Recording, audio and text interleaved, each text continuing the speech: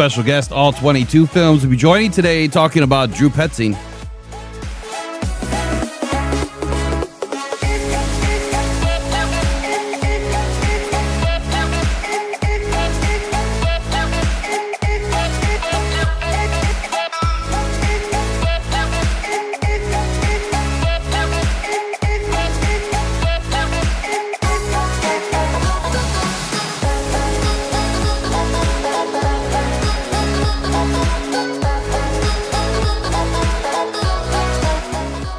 Top 50 free agents, rediscussing it from yesterday. Finished the list, doubtful, but which ones make the most sense? Lions need a safety.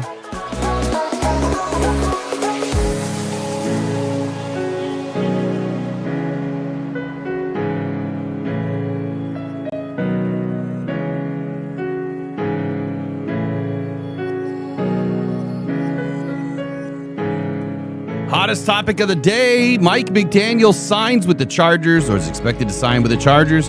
You know it's the biggest meltdown moment in Detroit when you think that it's a lateral move, that the Lions didn't get him, but he goes to the Chargers. All up next.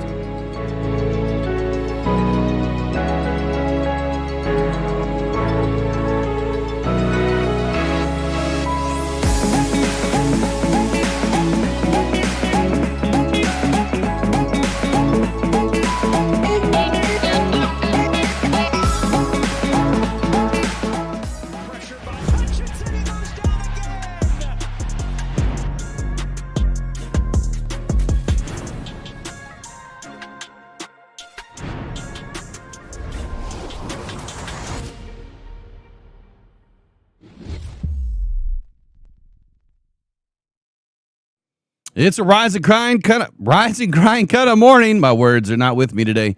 Welcome in, Rise and Grind Morning Show. It is January 21st. A lot of names are starting to fall off the list for offensive coordinator and head coaching opportunities around the league. We'll discuss briefly a little bit of that this morning. The Jeremy Fowler.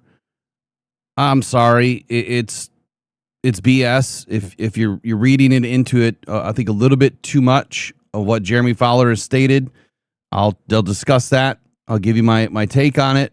Ultimately, we have to wait and see what happens with the press conference.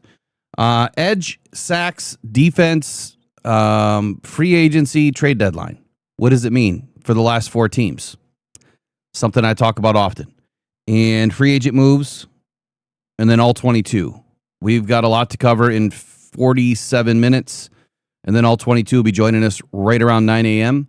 And he's going to give us his breakdown, unbiased review of Drew Petzing. And if you noticed last night, he let me know that he was going to be dropping a video. I thought it was a great video that he put out last night, breaking down some of the plays, as well as some of his conversational pieces about Drew Petzing and what he could mean for Detroit. So it's an unbiased review. That's what ALL22 does, man. He is extremely diligent in making sure that he separates, not only Saturdays from Sundays, but, team from team from team. He gives you the unbiased, the straight up, no chaser. And I love it. So we'll do that all today, this morning. We're breaking it all down. Up next, Eric and Will, man, we're going to get after it. All right, be right back. Pressured by Hutchinson, he goes down again.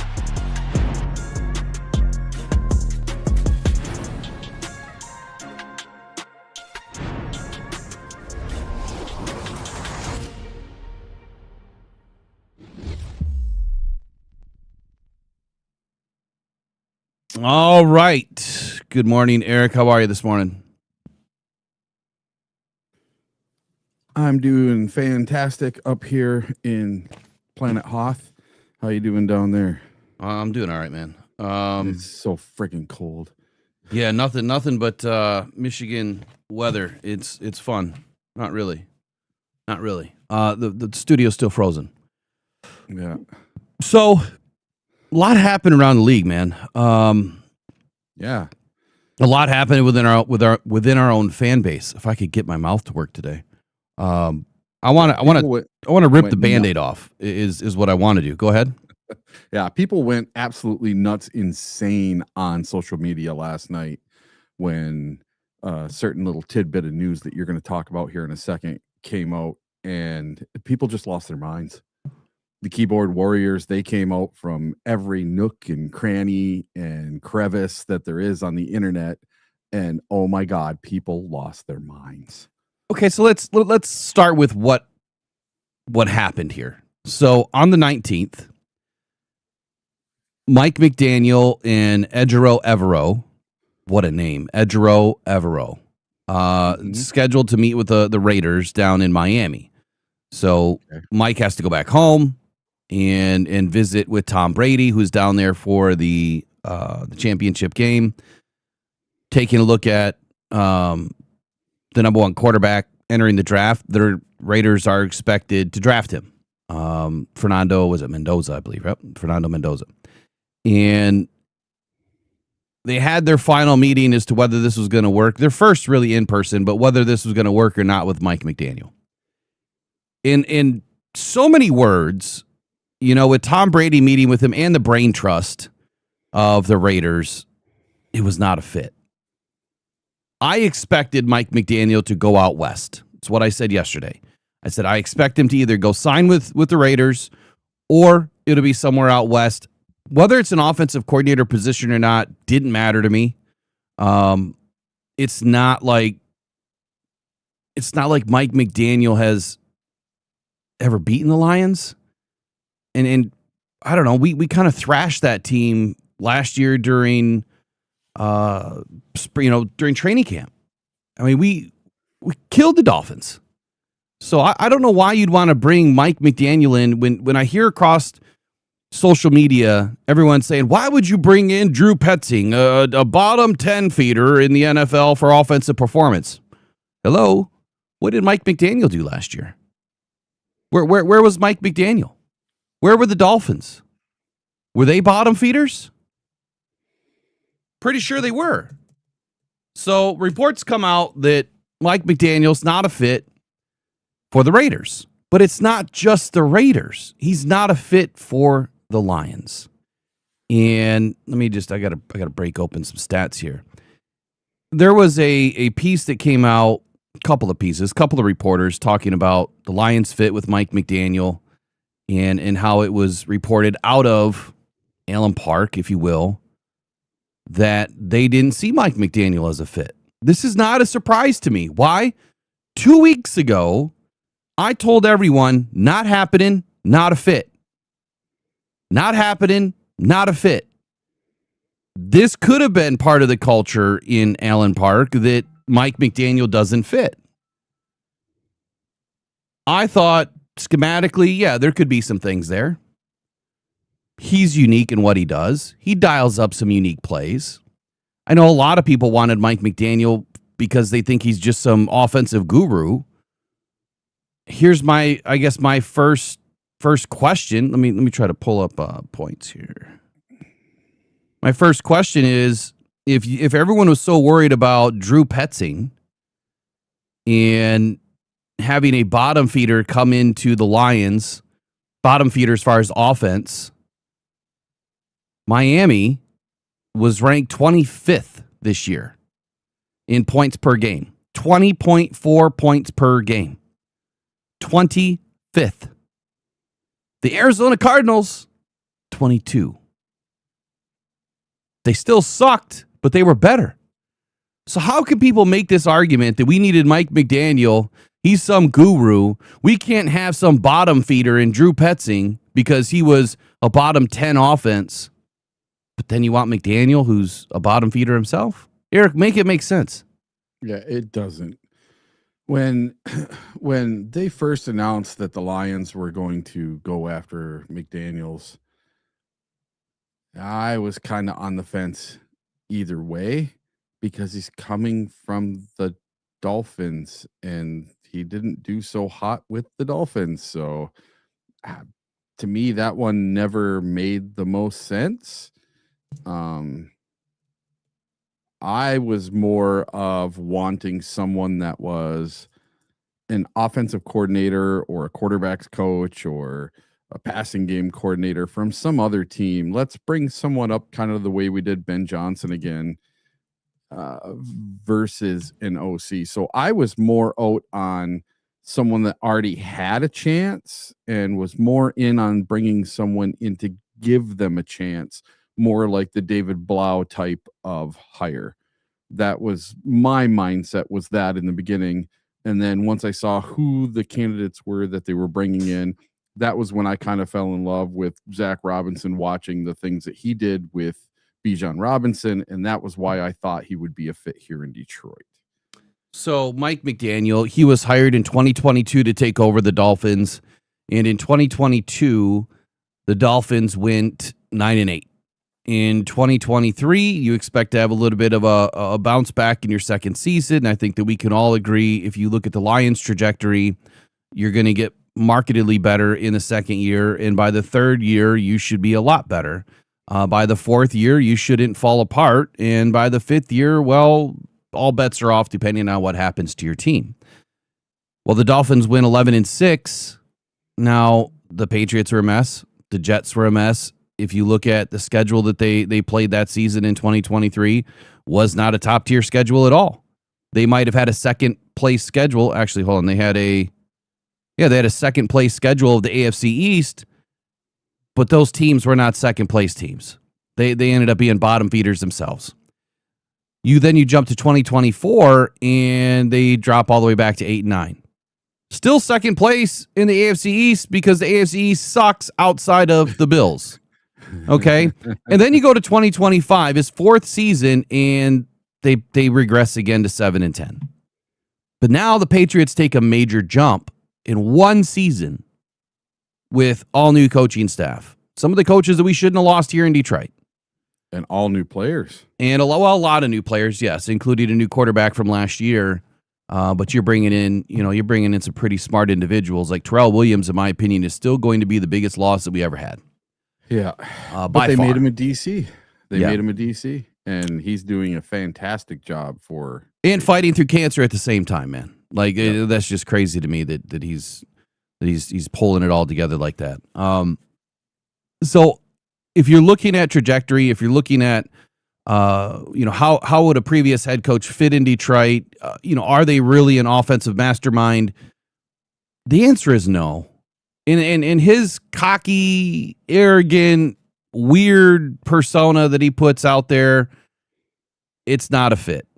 It's just it's not a fit. And the biggest reason why it wasn't a fit for me is that he's just booking a layover. Like I said, I'll go through a couple of articles that I wrote yesterday. I dropped 3 on Petzing, which I think if you guys go and read them on DetroitFootballJournal.com, you're going to start to wake up to why this hiring makes way more sense than it doesn't. This is Ben Johnson number 2. Legit, Ben Johnson number 2 coming into Detroit could be better. Don't worry about what he's done with Arizona outside of some scheme. Take a look at where he's been and what he's done and how young he is at 38 years old.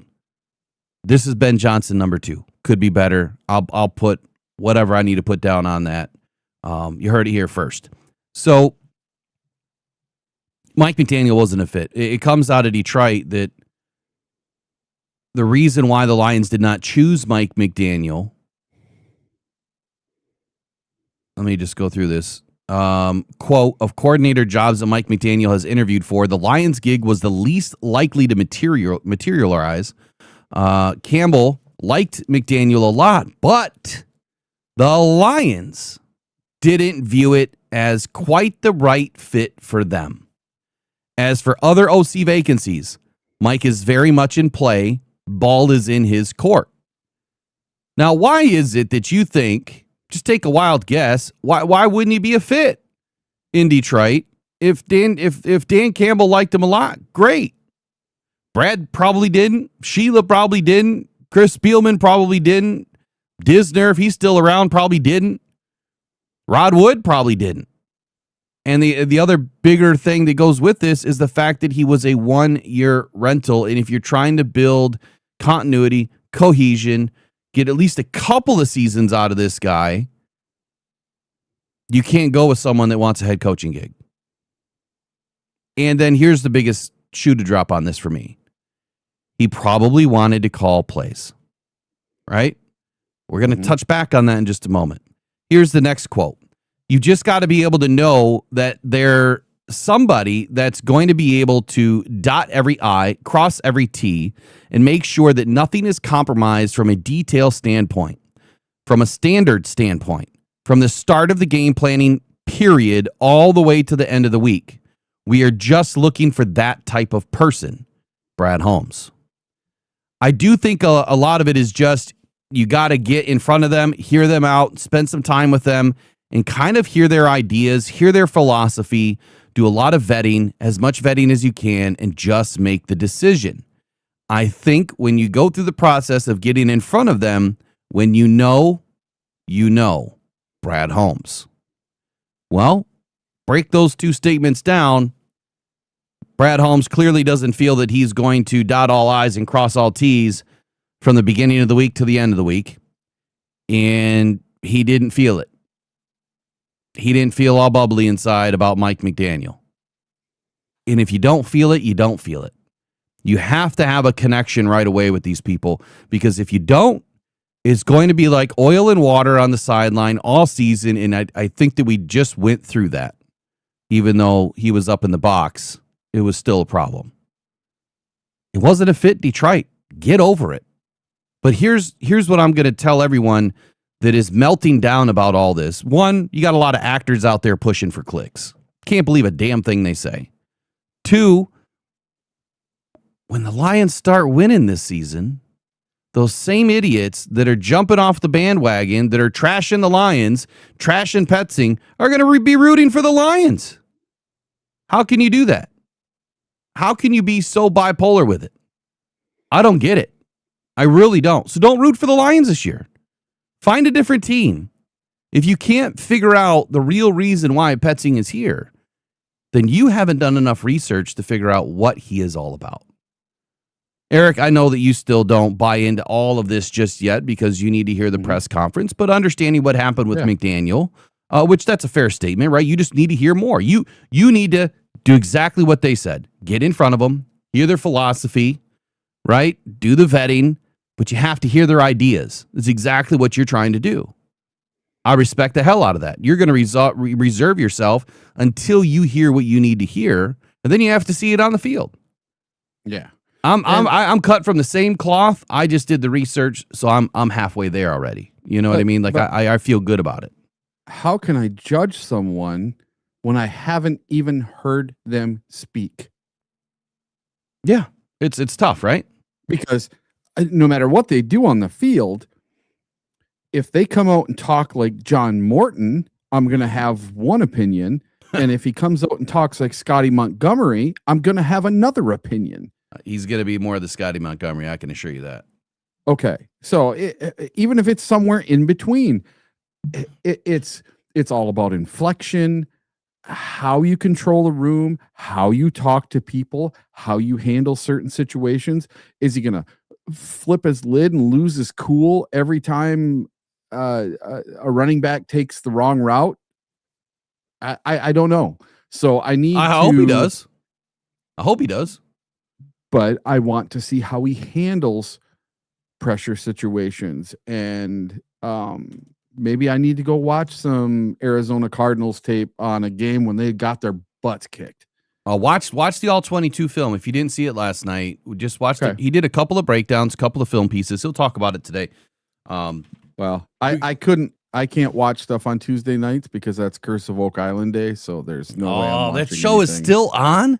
Yes, and it's my favorite show on television. God, I love that show. I haven't watched it. I don't watch a lot of TV. I really don't. If I get an hour in a night, I'm lucky. That's my one I watch every Tuesday. It's Curse of Oak Island Day. It used to be Survivor for me, but even that, like Megan's totally religious to that show, but I can't find the time. Half the time I'm down here. Since like the first or second season. Yeah, I'm usually looking at what's going on across the pond before I'm jumping on TV. So that's it, man. That's the quick and dirty of it. He wasn't a fit with the Raiders. If Tom Brady didn't see a fit, and if you appreciate Tom Brady at all, it's probably not a fit. If he doesn't fit in LA, if he doesn't fit in Vegas, or he does fit in LA, and I guess that's the next piece to this, is that he is expected to sign with the Chargers. He's going to go work with Harbaugh. Now, I see something different here, I think, than what most people are expecting. Now, no deal has been signed yet as of 9:04 p.m. last night.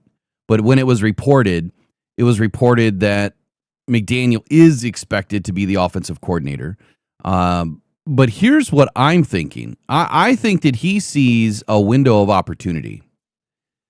One, he's staying in warm weather. Of course, he wants to stay in warm weather. He doesn't want to be in the dreary old Detroit and what's happening right now in the middle of winter.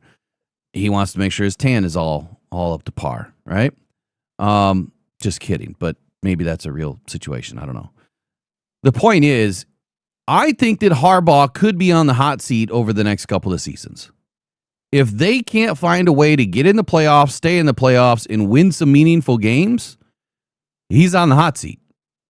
Which then McDaniel is like, oh, next in line and already there. Now, does he scuttle the bus? Right? Does he scuttle the ship and try to weasel his way up? Or do they actually do some good out there? I don't know. We'll find out. We'll see. The Chargers have, pretty decent roster. A lot of injuries this year, just like everybody else. They're one of the hottest teams in the league. I expected them to go to the Super Bowl this year with the Lions. The wheels fell off for both of us. Too many injuries. Injuries are a big part of it. So I see that McDaniel and Herbert are more in line with the style of offense McDaniel is going to call. He needs a quarterback that is a little bit more mobile. And I don't see him fitting with Jared Goff at all. They're polar opposites. Two polar opposites of scheme. And that is the biggest thing for me. When you're bringing a guy in, he needs to fit your team. He needs to fit your scheme, what you've been running. The Lions aren't trying to replace everything right now. And if you think that they are, that's just nuts. There's no way that they're going to come in and totally throw everything out the window that they've been doing for 5 seasons and say, okay, bring us your scheme. We'll roll with what you got. That ain't happening. That would be the stupidest thing. If you think that there's a Super Bowl window, that would be the stupidest thing the Lions could do right now, is start all over. And the reason why is it takes at least 2 seasons to get that even perfected. You could come out the box and win some games because nobody has film on you, but by the second half of the season, they do. And they've pretty much seen everything you've got. And then defenses can clamp down. So there's no way that the Lions are trying to start all over here. That would make the least amount of sense for me. Agree or disagree? Well, I agree with that. Yeah, I wouldn't think so either. We'll see where that goes. All right, so then the next piece of information that came out kind of in line with this whole Drew Petzing thing is Jeremy Fowler stated, let me see if I can throw this up on the board. Jeremy Fowler had a statement yesterday, which, by the way, I saw the same statement in Eric Woodyard's article on ESPN with no quotes, no reference to Jeremy Fowler. So where did that statement actually come from? Did it come from Woodyard and Jeremy Fowler just took it and ran with it? Or the other way around, and Eric Woodyard didn't give any credit to Jeremy Fowler's statement? That's a journalistic problem. Someone's not claiming something. Woodyard's pretty good with that stuff. So exactly. I would think this is the opposite. I would think so too. And the statement never made any sense to me when I first saw it. And then I saw it a couple of times popping up with more Lions media. I'm like, where is this coming from? Because there's zero validity. Zero. Yeah, and then the thing that I found, they took it and twisted it and said, this is definitely happening. Yeah. Zero validity to this statement here. Let me pop this up.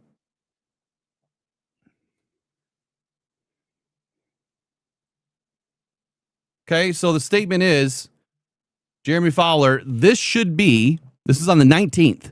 This should be a play calling job for new Lions OC Drew Petzing. The expectation during OC interviews is that Dan Campbell would relinquish play calling for the new guy. Now, let me explain from my perspective here on what I believe that this means.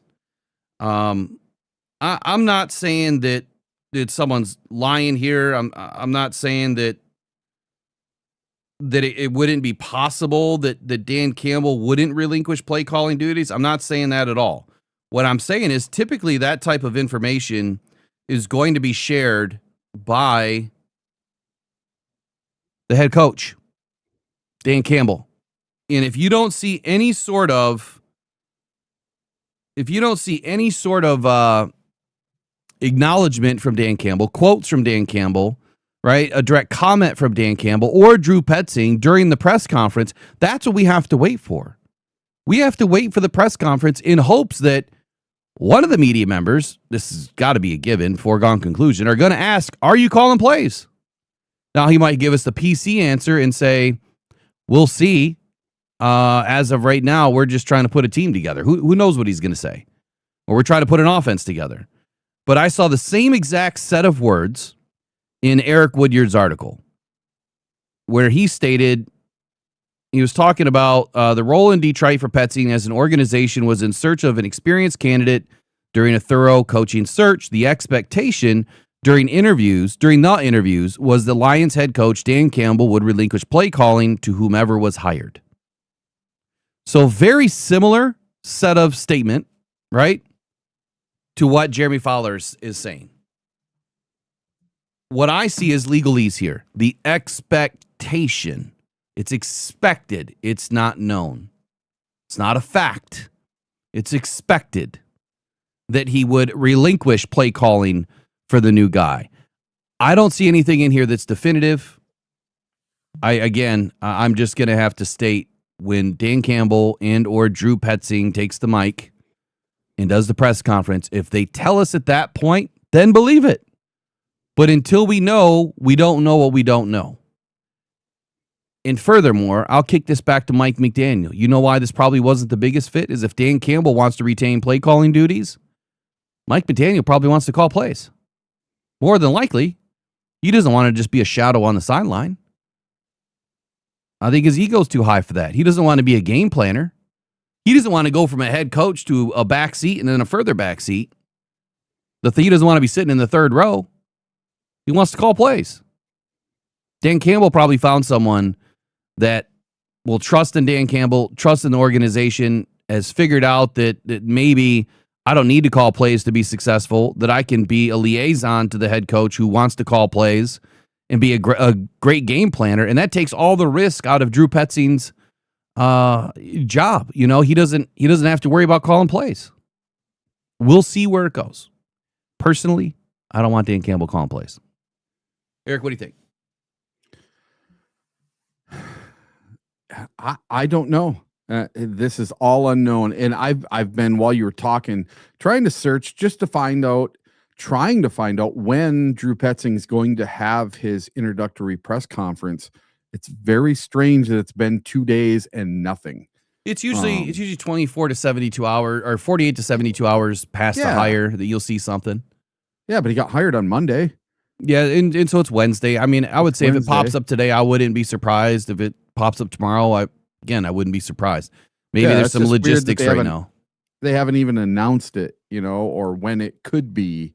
You haven't seen anything from any of the beat writers, anything. So just kind of strange that they're taking this long. I don't even know if any of the other teams have had press conferences yet. I haven't paid attention. I haven't paid attention, but I would say that it's usually 48 to 72 hours, so 2 to 3 days. Today is kind of that third day, or 2 days later, really, because it was, the information came out in the afternoon.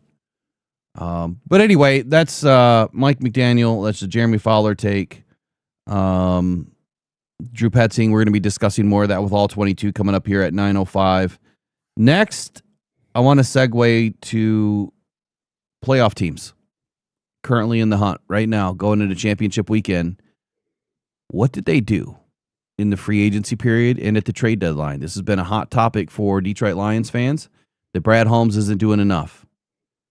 Mm-hmm. So did any four of these teams do anything that moved the needle for them at the free agency period, or at the trade deadline, or during free agency? We'll be talking about that next, coming right back up here in a minute.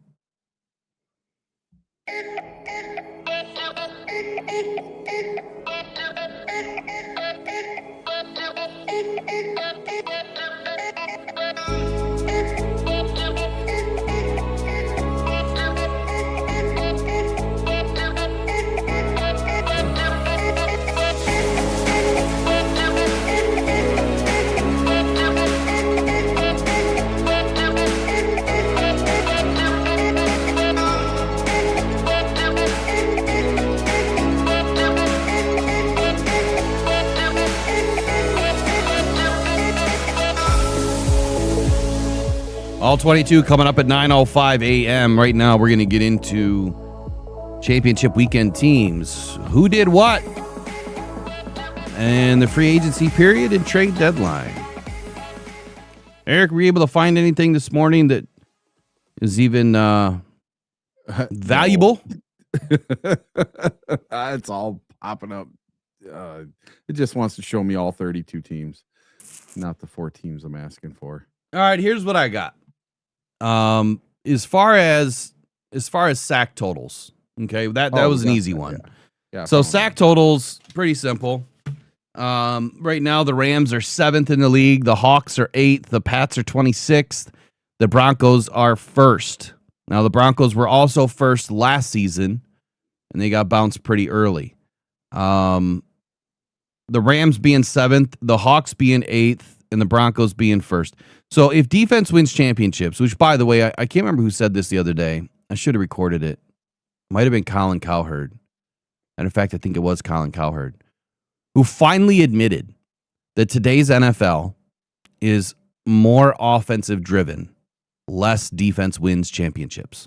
Mm-hmm. I've been saying that for years, especially while I've been on air doing this. I've been saying that for a long time. And the reason I've been saying that is you just have to go look at the Super Bowl winners over the last 10, 15 seasons. And then you have to look at the NFL rules and how they changed to benefit the offense. So teams right now, why Brad Holmes has, gone in the direction that he has during the draft in free agency is to fit the mold of today's NFL. It's offense first. But again, if you believe that sacks are the cream of the crop, that is the only thing that matters is defense, well, the Broncos should win the Super Bowl, regardless of Bo Nix, right? Mm-hmm. Stidham should be able to take them all the way because defense is the only thing that matters. Okay, if it's not the Broncos, then it should be the Rams because they're 7th. In my opinion, the 2 best teams in the league are the Hawks and the Pats. And the Pats are 26th. Well, the Rams and the Seahawks are actually tied for 7th. They both have 47 sacks. Those are 2 of the most evenly matched teams. They went 1-1 against each other in the regular season by pretty close scores.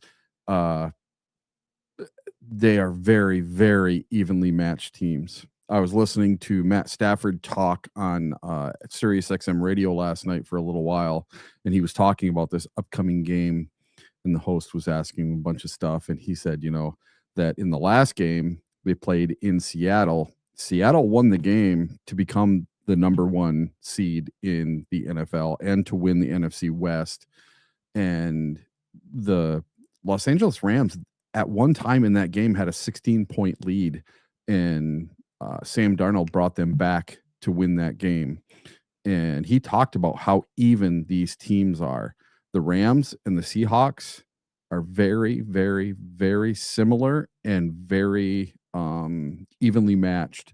And it wouldn't, like, if the Rams end up upsetting the Seahawks this weekend, it wouldn't be that big of a giant shock to me if they actually were able to go in there and pull it off. Because that's a team they face twice a year, every year. And this year being a little different with Sam Darnold and a few players. But what's the division matchup? Are they split? Has Seahawks won both? Yes, they split, yes. So 1-1. Rams won at home, Seahawks won at home. And they were both games were very even. All right, so let me drop down the narrative. The narrative is that sacks are the almighty. Yeah, they're the only stat that matters. And if you can have the most sacks in the league, you're gonna win championships. That you're only one player away, and you better add the guy that's getting you the most sacks. BS, BS, BS.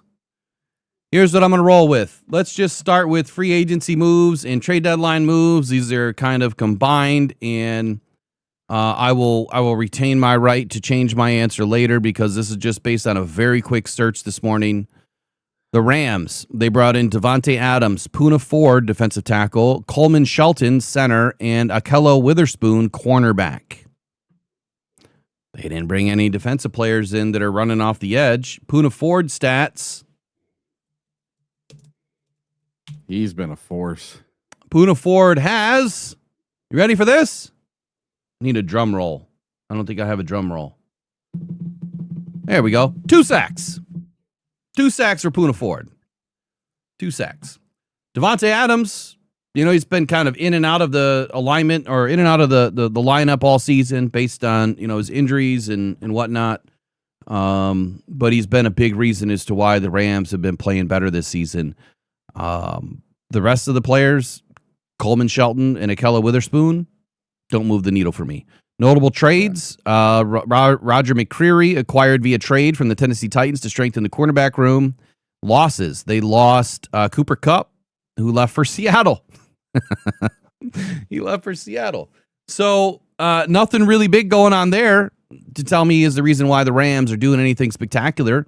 Now, they did do some things in the draft, right? Which is where I would put my resources in what I expect Brad Holmes to do with his resources.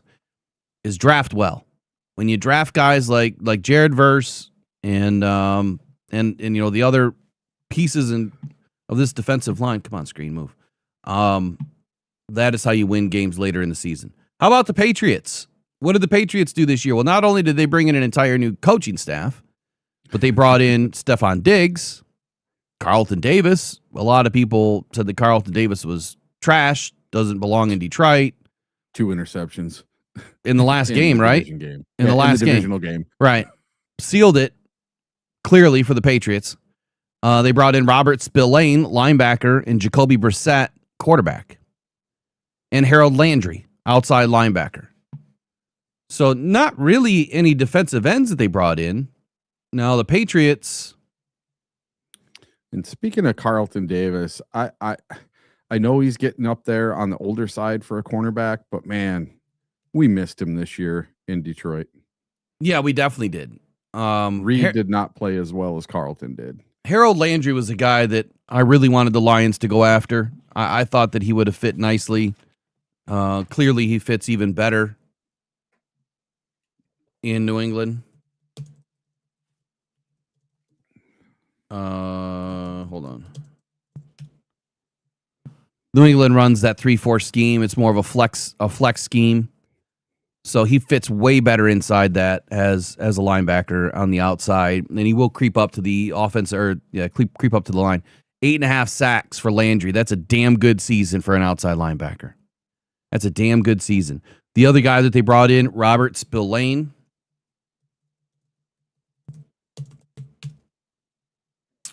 One sack. So was Harold Landry the key to unlock it all? Maybe. But he's not a defensive end.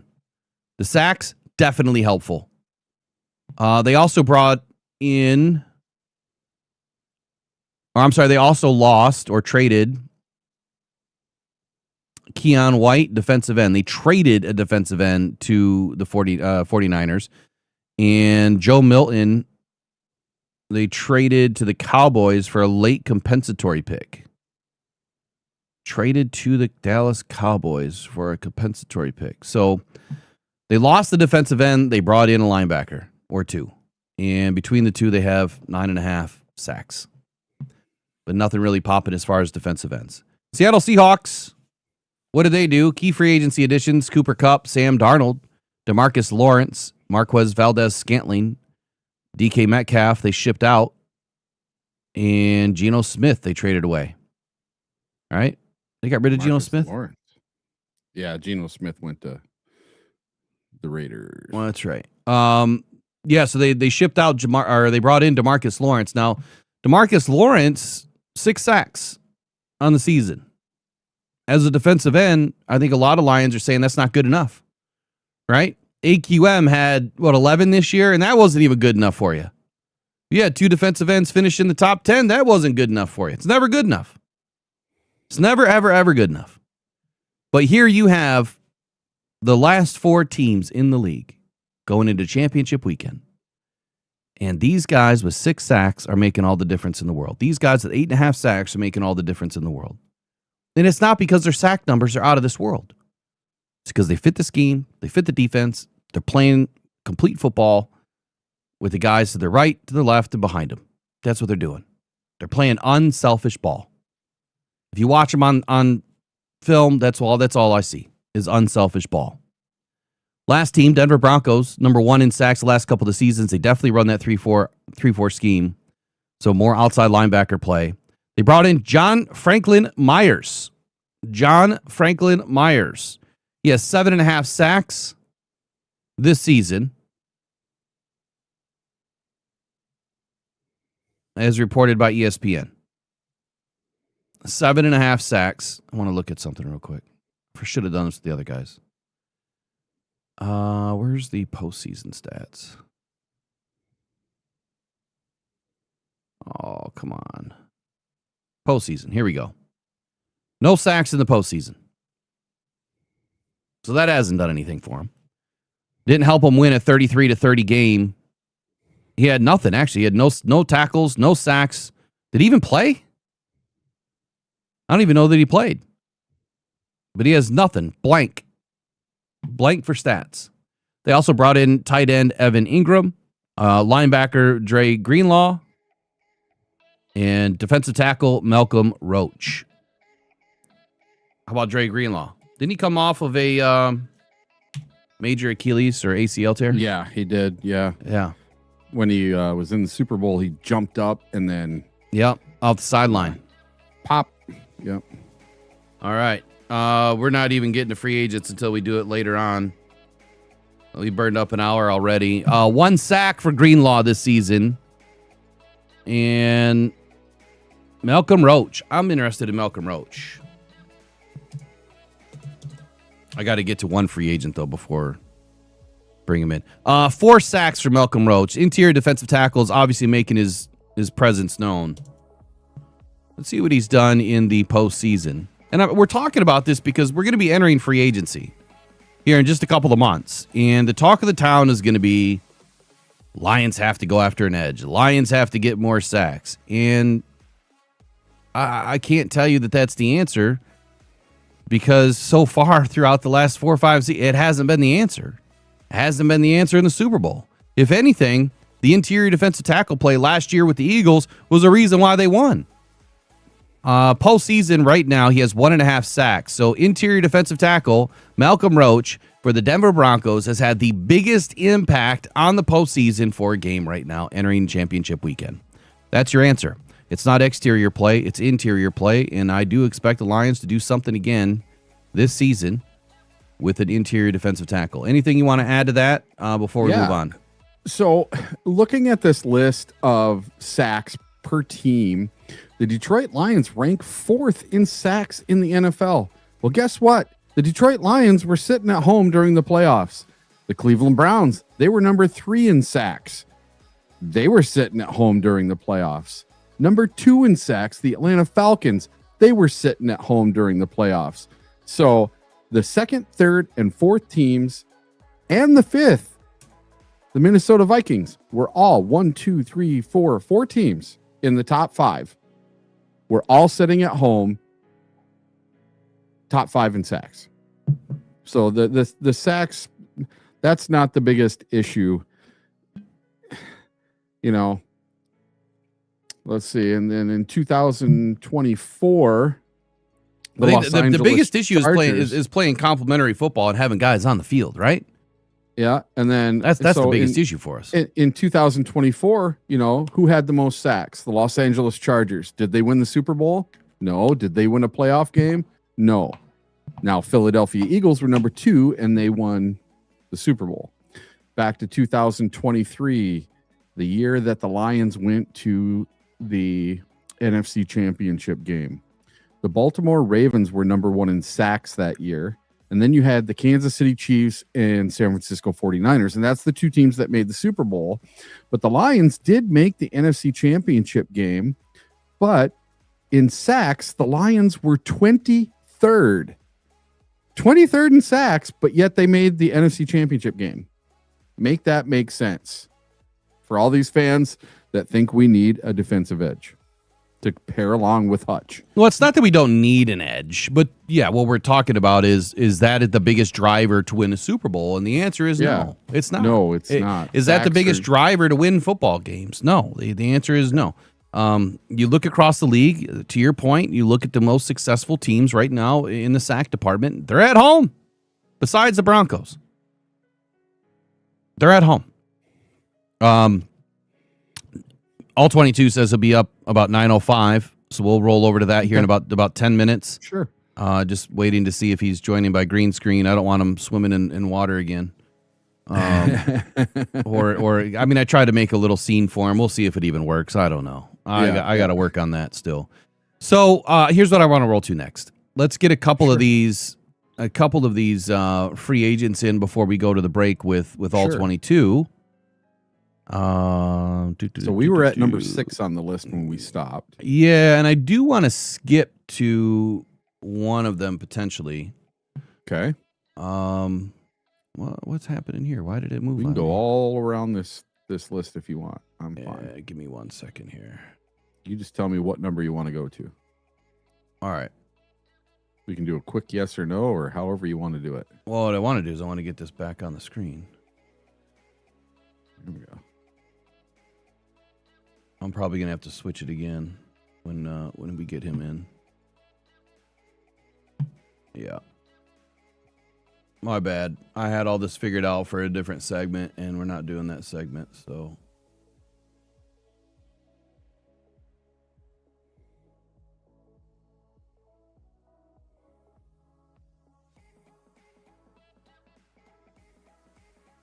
All right, I'll roll with that for now. Okay, I do want to skip to one player who's on the thumbnail today. The Lions do need a safety, and one of the biggest free agents here this season. Number 13? Kobe Bryant. Oh, you want Kobe Bryant. Oh, let me go down a little further. Yeah, not Tariq Woolen. So Kobe Bryant was hot on my list when he was coming out of college. Where is he, man? Is he 26? 24. 24. There we go. Kobe Bryant. I really like this player, and I know it's like this is going to be a tough ask, right? 26 years old, one of the better safeties in the league. He can also play down as a slot corner. He's versatile. He's exactly what the Lions are looking for. And I would say for Kobe, we'll just read it, is a versatile safety who began his career as a slot, but head coach Mike McDonald moved him to free safety. He's one of 8 safeties with 7 or more interceptions and 10 or more passes defensed, with 13 in the last 2 seasons. That's along with Kirby Joseph, Xavier McKinney, Kalen Bullock, CJ Gardner-Johnson, Kevin Byard, Cameron Bynum, and Jesse Bates. Yeah,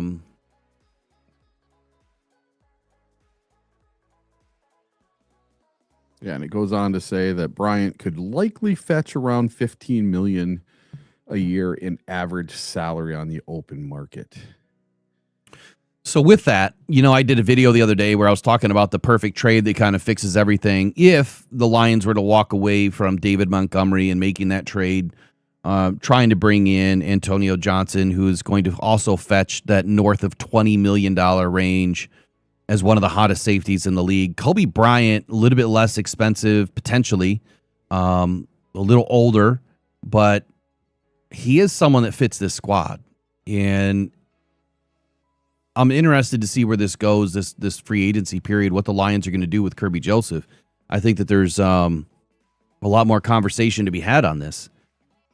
I'm worried that Kirby's knee is not going to get better. And even if it does get better in the short span of, let's say, between now and training camp, what happens when he starts running around and banging around and, going to the ground and, I feel like it is a ticking, and I don't want it to blow up in the Lions' faces this season again, that they didn't do anything. We talk a lot about what other fans want, which is another edge, a high-profile edge, or whatever. Ladies and gentlemen, I think the answer is to go after another high-profile safety. I think that we all witnessed what happened to this defense when it fell apart in the back end. The entire team started to fall apart. If you don't have a good back end, it's just like not having a good defensive line. If you don't have a good defensive line, your back end secondary is going to fall apart. If you don't have a good secondary, your defensive line doesn't have enough time. To me, it's more important to fill that third level, which is the safeties and the cornerbacks first.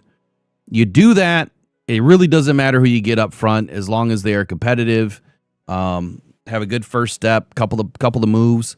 Typically, you could make a lesser known guy work as a rotational player with the bodies that we already have. Tyleik Williams entering the second season, Ali McNeil entering his fifth season, I believe. Those guys are going to be our workhorses. Roy Lopez, hopefully he comes back. He's still young, and he's clearly been able to get, through the offensive line and into the backfield. If we have those three as just the beginning pieces, maybe Tyrus Wheat comes back, maybe Lacey comes back, a couple of the young and up-and-comers that won't be that expensive. I think that our depth would be good. I think our initial front would be good. Maybe you add one more high-profile defensive tackle, whether that's free agency or the draft. Draft is where I would lean to in the second round. Kobe Bryant and fixing the safety issue, where I'm going with this is overspend at this position. I am never one to want to overspend. I'm never one that wants to put your team into a cap purgatory situation. But in this situation, I think you need to go deep at safety and ensure that you are covered if Kirby Joseph has a problem. What do you think?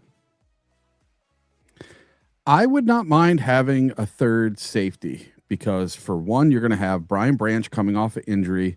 You don't know what you have in Kirby Joseph, whether he's going to be able to even play this year. So even if both of them are healthy and ready to go week one, you insert Kobe Bryant in with those two. So you have three healthy, top-notch safeties. Well, then you can have a three-man rotation. If a corner goes down, you have Brian Branch or Kobe Bryant that can go down and play in the box or play nickel. They can play some corner. And it's insurance. And then if one of them goes down, you have one that can just step up and keep it going. Because right now, I don't have all the faith in the world in either Brian Branch or Kirby Joseph to stay healthy for this next season. I just don't. They have to prove it to me now. It's very unfortunate that Brian Branch had an Achilles. But players that have Achilles, name one player that's had an Achilles that came back and it was just as good or better than before they had their Achilles. Yeah, no, that usually doesn't happen. You know my position on that. I call that first year a what? A wash. Throwaway season. Yep. They don't expect much. You just expect them to be playing average at best. Yeah. Just hopefully they can play at all. All right, let me go to the chat here for just a couple of moments. Let's see. Yeah, to me, if I had to pick one position of all of the positions on the football field that are the most important for us to get right this offseason, it's safety. And most people are going to say offensive line or they're going to say center. Well, I think safety killed us this year more than our offensive line. I would agree. The back end, the secondary was a big problem. The single high safety is a big problem for me. I mean, anytime you're in single high safety, we tend to give up a lot, and I think this year was more noticeable because we didn't have our dogs back there, man. We didn't have Brian Branch, we didn't have Kirby Joseph, and I think that when you look at that, there is no way for me to think that Brad Holmes can make a bigger mistake this year by not bringing in a third safety, and it's not just the draft. It's great to get a young safety in the draft that you can use as your fourth safety. That can be your up-and-comer. If you don't bring in a third safety this season that has experience entering their second or third contract, if you get them on their third contract, then maybe they're a little bit less expensive. If you get them on their second contract, like Kobe Bryant, I believe will be on his second, he's going to be expensive. $15 million is probably the most I would go. Or if you can somehow get another player in on a trade that is entering their last season and is not a free agent, that to me makes the most sense. And that's why I threw Antonio Johnson out there. There's going to be more safeties that are entering their final year under contract. The question is, how good is that player comparably to Kirby Joseph and Brian Branch. If you were to bring somebody in and make a trade and you're just bringing in a contract and it's the last year of that contract, well, then the Lions really aren't spending that much more. It might cost them $1 million or $2 million more to bring in a high-profile safety. Where the difference is then do you cut Kirby? Because if you do after post-June 1, you will save some money. You will have a big dead cap hit, but it's almost a wash because you're bringing in a player on their last year of their contract. So all of that stuff we'll be paying great attention to this year. Yeah, and Cruisin asked if you could trade Kirby Joseph. Yes, technically you could, but who's going to pay anything for him? Yeah, what are you going to get? You're not going to get anything for a player that you don't even know if he can jog. You don't know if he'll ever play another snap. Still waiting for him to come into the back room here. Okay. Let's back up. We ended at 6, I believe. Sure. Alec Pierce, interesting prospect. There he is. We'll be back here in just a few moments. We're going to take a brief break, and then we're going to be right back here with all 22. We're going to break down Drew Petzing. Be right back.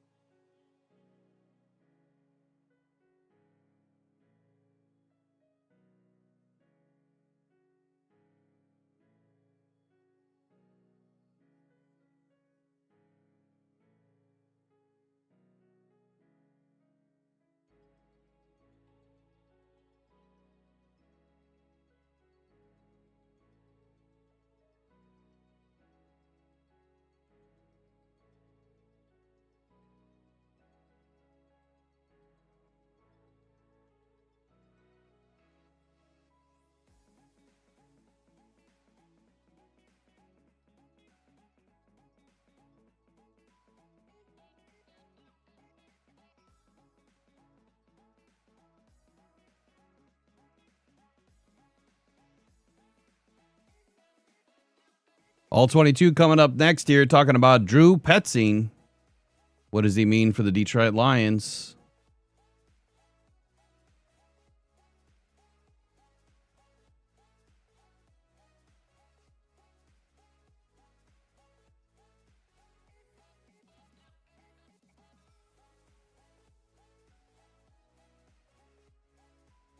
All right. Few more seconds here.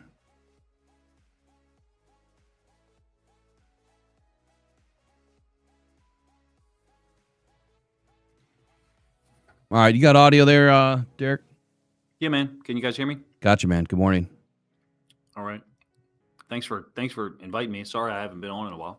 No, all good, brother. Good to see you in. I hope you're doing well. Yeah, we're preparing for a Michigan snow event. Good luck with that. Like 2 feet this weekend, so I'll be watching the championship games at home. Oh, wow. 2 feet. Where at? Maryland, which, we don't normally get that. I mean, we actually last year got like maybe 12, 14 inches one time, but normally it's like 4 to 6 inches of snow. People around here think that's a lot. So I have a big giant picture window in my dining room, like huge, and you cannot see the street in front of my house because the snowbanks are about 14, 15 foot high. Whoa. Yeah. That's All right, here we Michigan. go, guys. Yeah.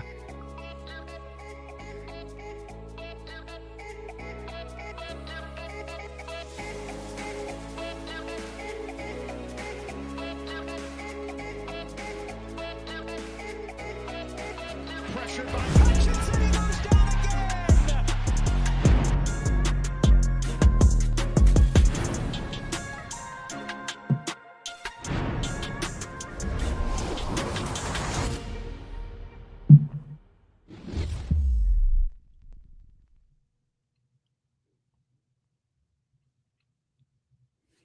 All right, we are with Derek here, ALL22 Films, man. Good morning. How are you? Doing good, man. How about you guys? I'm doing good. Sorry, that's the best I could do with your green screen today. I don't know what's happening to it. Yeah, it's all right. It's probably on my end. It's just No, it's working it's just good. bright, but yeah, it's good. So we had this conversation yesterday. We've been paying attention to a lot of what's been going around the league as far as all the offensive coordinator positions, head coach positions. Almost a record this year with 10 head coaching options available. Mike McDaniel was part of that list for a lot of Lions fans. It didn't come to fruition. We had a major meltdown. Over 17 coordinator positions available for the offense. So you would expect that he's probably going to land somewhere, right? Just not in Detroit was my thought process. I know that you liked Mike McDaniel, and I want to hear why you liked what he presented, and then also the Petzing breakdown. Like, why does this guy make sense? So wherever you want to start, it's totally up to you. Let me throw this up on the screen. I know that you were doing some tendencies as far as personnel tendencies. I'll just throw some of this up on the board too. If you want to talk about it, you can. Yeah, I think the thing that I have noticed about McDonald years ago, I'm talking about like 2022, he was a little more spread pre-snap ish. And so, spread offense now is like, pretty much the base offense in the NFL, 11 personnel, shotgun, but he spreads the offense post-snap. Mm-hmm. Regardless of formation. And what I mean by that is he makes you defend the perimeter via, some of the screens that he runs, the outside run concepts, tall stuff. He really, McDaniel really was the forerunner of a couple of the motions that people use now that we see every week. He was really one of the guys, 22, 23, that was using it, more than anyone was. And, I think he would have been a good fit in Detroit. I think he would have been a good fit in Baltimore. It sounds like, the Chargers came in and were like, hey, we'll let you come in and run the show. And, who knows what's going to happen with Minter, but that's a super great spot for him, Mike McDaniel in Los Angeles with Jim Harbaugh, up top. If Minter stays as the DC and then him as the offensive coordinator, it's a great position for him. I can't blame him at all for taking that job. Yeah, I can't either. And I was saying this morning, I'm wondering what's going to happen with Harbaugh. If he doesn't start winning some meaningful games here over the next couple of seasons, is he going to be on the hot seat? And does McDaniel see an opening there? Was kind of my take this morning that maybe he sees the potential to grow at in LA as opposed to maybe anywhere else. Whereas Detroit is probably pretty firm with what they're doing with Dan Campbell. Don't really see much movement happening there unless the wheels completely fall off for a couple of seasons. But let's talk about Petzing. So I put out a couple of articles over the last couple of days. And one, I was talking about the West Coast offense. And what I see from Petzing is more of this West Coast offense style. Obviously the heavy 13 personnel usage, 12 personnel usage. There's some core philosophy that matches with what the Lions have been doing, but it's it's the three pillars of that system that I see really matching up with the Lions, which is the timing and the rhythm, the horizontal stretch versus the spread. You're getting a little bit more downfield, and then the yak. You're utilizing these short passes as opposed to a run, and then why it would matter for the Lions is Jared Goff. Like, he doesn't have the strongest arm in the league. He still has a strong arm, but he's not a runner like Lamar, and he's not a cannon like Josh Allen or even Caleb Williams has a really nice arm.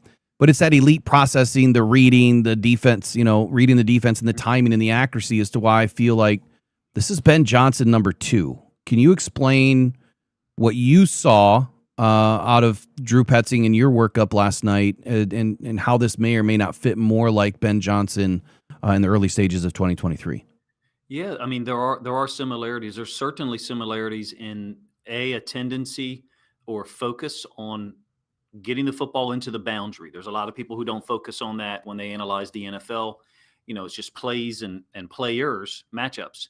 But Ben Johnson, one of the things that he did expertly was utilize the boundary, especially early, kind of to try to set you up, from certain formations, make you defend the boundary, make you defend the boundary, make you defend the boundary. And then at a time and moment of his choosing, an important 3rd and 2 or 4th and 4, same formation, and then hit you to the field with something that was complementary for what you saw earlier. I haven't seen that last part from Petzing because I'm only I think at this point, I don't even know how many games I watched yesterday. It was like 5. But what I have seen is early in the game, A, forcing you to defend the boundary, and B, utilizing that space in a way that is foundational. And I think that does run alongside or similar to what Ben Johnson liked to do, number one. Number two, as far as something you said earlier with Goff, I mean, this is going to be for Petzing, not just challenging because there's going to be high expectations here for him, but the level to which he can rely on Jared Goff compared to the other quarterbacks he's dealt with. He's looking at 2 to 3 levels higher from a processing standpoint pre-snap, and then getting the ball where it's supposed to be post-snap. You had catastrophic injuries to the offensive line at various times this year, and look at Jared Goff's numbers. They're still excellent, some of which occurred against, average to above average defenses. Sure. They were not able to run the ball. I've seen the stats for the losses or the games against the top 8 defenses. I know the run output and the run average was poor, right, for Detroit this year. So that has an impact. Petzing is a guy, I think, that should raise the floor there against the really good teams. Of course, their run numbers weren't good for 2025 either, they being, Arizona. Okay, so let me dive into some of these numbers that I have on the screen a little bit. I probably should have grabbed something different to throw up in the meantime, but we talk about the personnel matchups and maybe what Ben Johnson likes to utilize or Drew Petzing utilizes a little bit here. Hold on. But 13 personnel, I think that this was one of the bigger fallouts for Lions and Lions media was like, why would we want a guy that just runs 13 personnel when the Lions traditionally have not run a lot of 13 personnel? When you look at it by the numbers in 2025, I see 10%. Arizona Cardinal was a rate of 10.52%. Double the league, right? Like basically times 2. Yeah, and then the Lions sitting firm, kind of right at league average, 5.46%. Now, the difference for me, and I don't know how you feel about this, but I was screaming at the screen. Actually, you know this because we talked plenty of times throughout the season. The 6 and 7, bringing in 6 or 7 different, formations there for blocking. God, my words aren't working today. 6 and 7 protection schemes. And the Lions consistently brought out 5. Is the offensive line with 5. We didn't see 6 or 7 very often. And Ben Johnson did do that. And our run game seemed to perform a lot better when we had more protection. The 13 personnel does that. And it not only does that, but it allows you to get to your tight ends and use your tight end as more of a weapon. But I'm starting to see guys like Giovanni Manu, the guy that Brad has been kind of hoarding off to the side and developing for 2 seasons. Lions fans don't like him, think he's too big of a project, but now you have a 352-pound weapon that's 6'7" that can run a sub 540 and get out on the edge and absolutely erase linebackers and corners and safeties when we're in 13 personnel. So thoughts on Giovanni Manu, how he fits in this versus Dan Skipper, if Dan doesn't come back, which I'm not expecting, and the 13 personnel change, if the Lions are going to use more of it under Petzing, or do you think that they'll try to stick to their identity? Yeah, I think in order to use 13, effectively at the rate that he has been, you got to acquire some, another tight end. You got, Laporta returning from injury, and hopefully, God bless him, it was a herniated disc, right? Yeah, lower lumbar from what I understand, but I never got a full report. So, we expect him to be fine, but, hopefully he is. I believe, Brock Wright is still under contract, I think, for 1 more year, maybe 2. So you do have guys there who have been around. I hope Skipper sticks around because Petzing uses the jumbo stuff often, and he really likes jumbo 11. And so in that personnel tendency chart you have there, Normally down at the bottom, was that Sumer Sports? Yeah. Yep. Yeah, normally down at the bottom, you get like 11 with an asterisk next to it, right? Oh yeah, that's up here. Yeah, right here. Yeah. That's your So jumbo. that I think that's your jumbo. And as the 2025 season advanced and so many injuries, that was a a personnel group for Detroit that was effective. I thought, the three receivers with Skipper as the tight end. At that point you had no Laporta, Yeah. and I think even Brock Wright missed some time, right? So I don't know about the 13 personnel being 10% of the usage. I do not expect that to continue. Too much talent at the receiver position to not have those guys on the field. I do wonder about Montgomery in the style of offense that Petzing seems to call, being a guy who gets an uptick in carries if he returns. I know there's some concerns there that he won't be on this roster. I don't see that as a great option for Detroit. I just feel like he was underutilized. And Oh, he was. I'm Yeah. not saying he should get 100 more carries, no. But in this offense, with what I see from Petzing in the run game, it annoyed me to no end to watch him run the ball against us in 2023, a game that I showed some film of last night in a video. I didn't really show many of the run plays, but I don't even know what the output was. My guess is like 120, 130. But he was just committed to it. He was committed. And eventually when they fell behind, I think 24-7 in the fourth quarter, he abandoned it altogether, obviously, because, you need to score points. And they did. They closed to 31-24. I like what the guy offers the more film I watch. Okay, so let's back up Initially, on let's back up on a couple of things that I know are very important to Lions fans listening right now, and ones will be listening later. You brought it up. Okay, the buzzword is David Montgomery, and you just kind of alluded to the fact that if Montgomery stays in Detroit, he will get an uptick, or the theory is he should have an uptick in usage. Can you explain why the Petzing system would use a back like David Montgomery a little bit more, and how that can be beneficial to the Lions in keeping David Montgomery? And I'll throw out even this third nugget. Maybe they brought in Petzing to make David Montgomery more happy to want to stick around. What are your thoughts?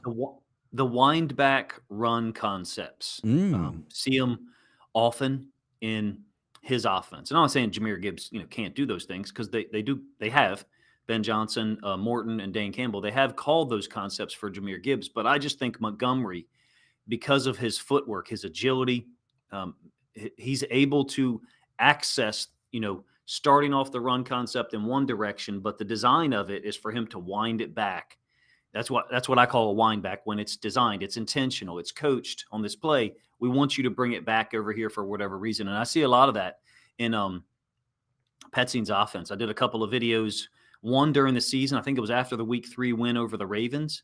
And then one before, I guess after 2024, on the wind back concept and how Detroit used it. I think Detroit and McDaniel down in Miami, now in LA, those are the two places that have utilized that wind back run concept the best for me. And I think Montgomery is really exceptional at it, because he's got great lateral movement, but ability to kind of slide even off the inside foot, the quote wrong foot. He's got the ability to bring that back, and that concept you see a lot in Petzing's offense. Another big buzzword, or I guess Lions fans are really worried about, reading just from the comments here. And please, guys, send in your comments right now for Coach C here with all 22 films. And let us know what is the most important questions that you have about the Petzing playbook and how it fits to Detroit. But I'm going to just pull one out that has been consistently talked about.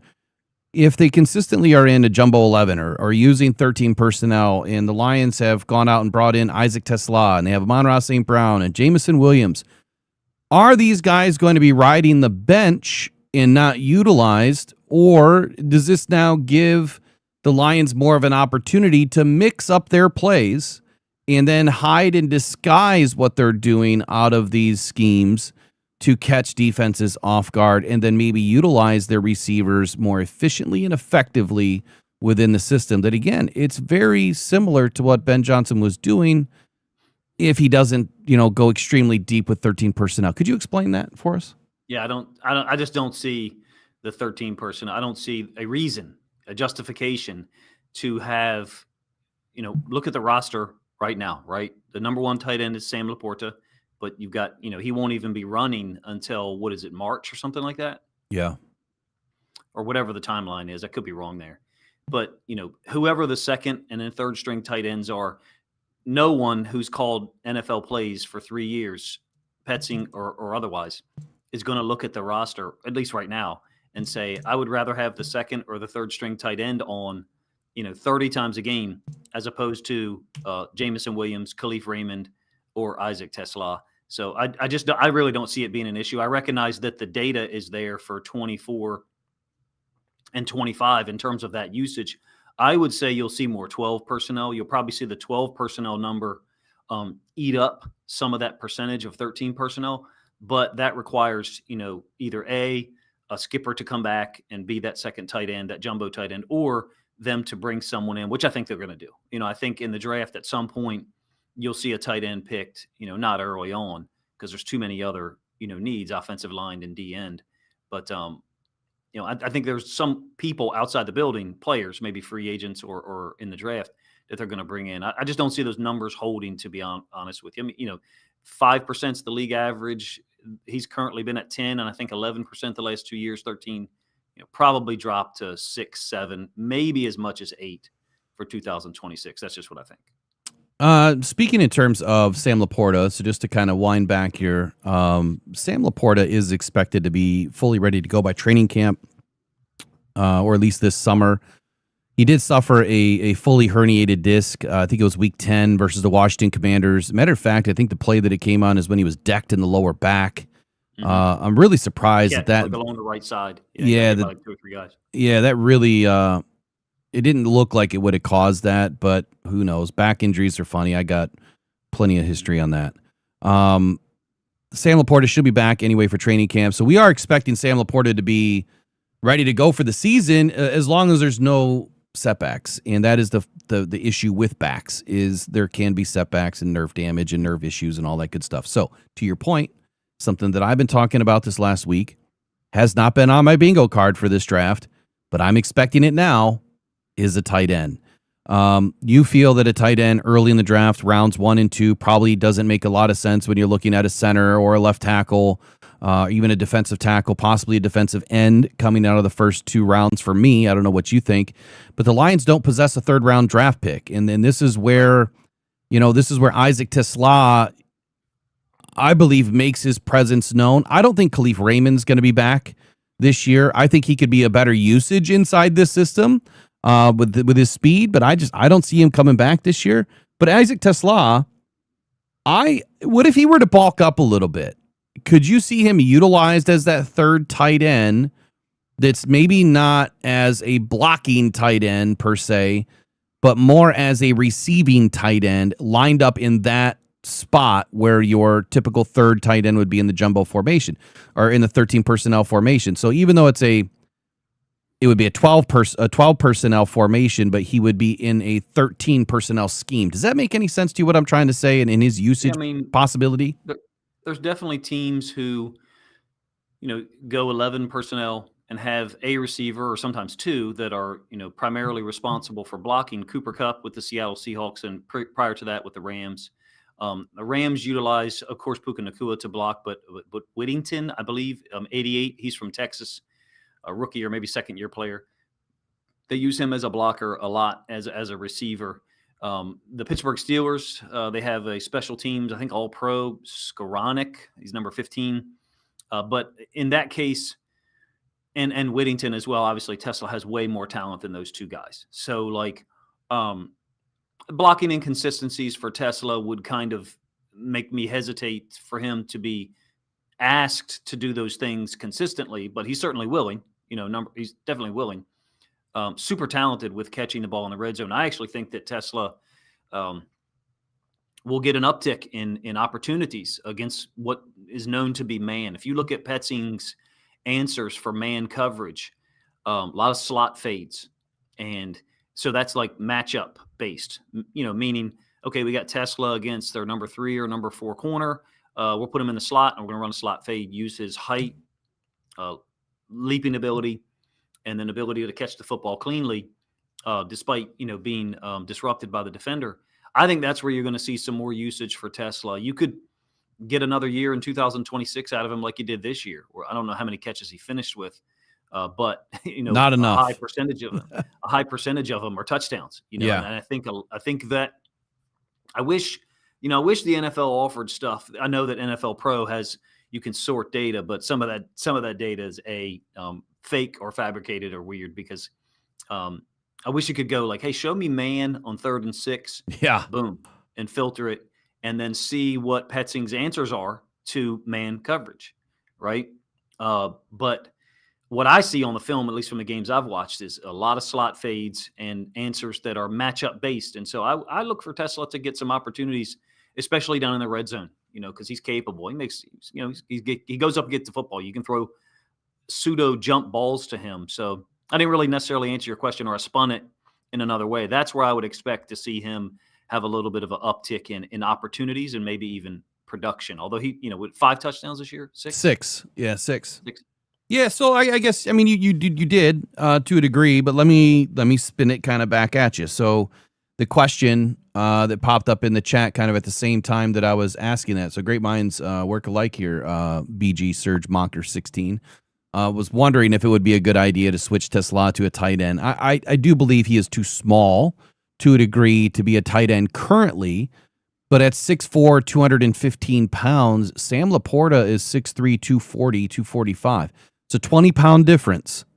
Could the expectation be for Tesla to put on another 10, 12, 15 pounds, which shouldn't limit a ton of his speed, but Tesla at 230 at 6'4" would be an average tight end as far as size. His speed would be incredibly good. He runs 4.4. Even if he dropped back to a 4.45, adding a few pounds, that's still faster than most tight ends out there. So I think we could be surprised this year. I guess my biggest question with it, Coach, was this: could you see Tesla being utilized as that third tight end from a passing tight end situation in that 13 personnel grouping, even though it would be considered 12 because he's considered a wide receiver?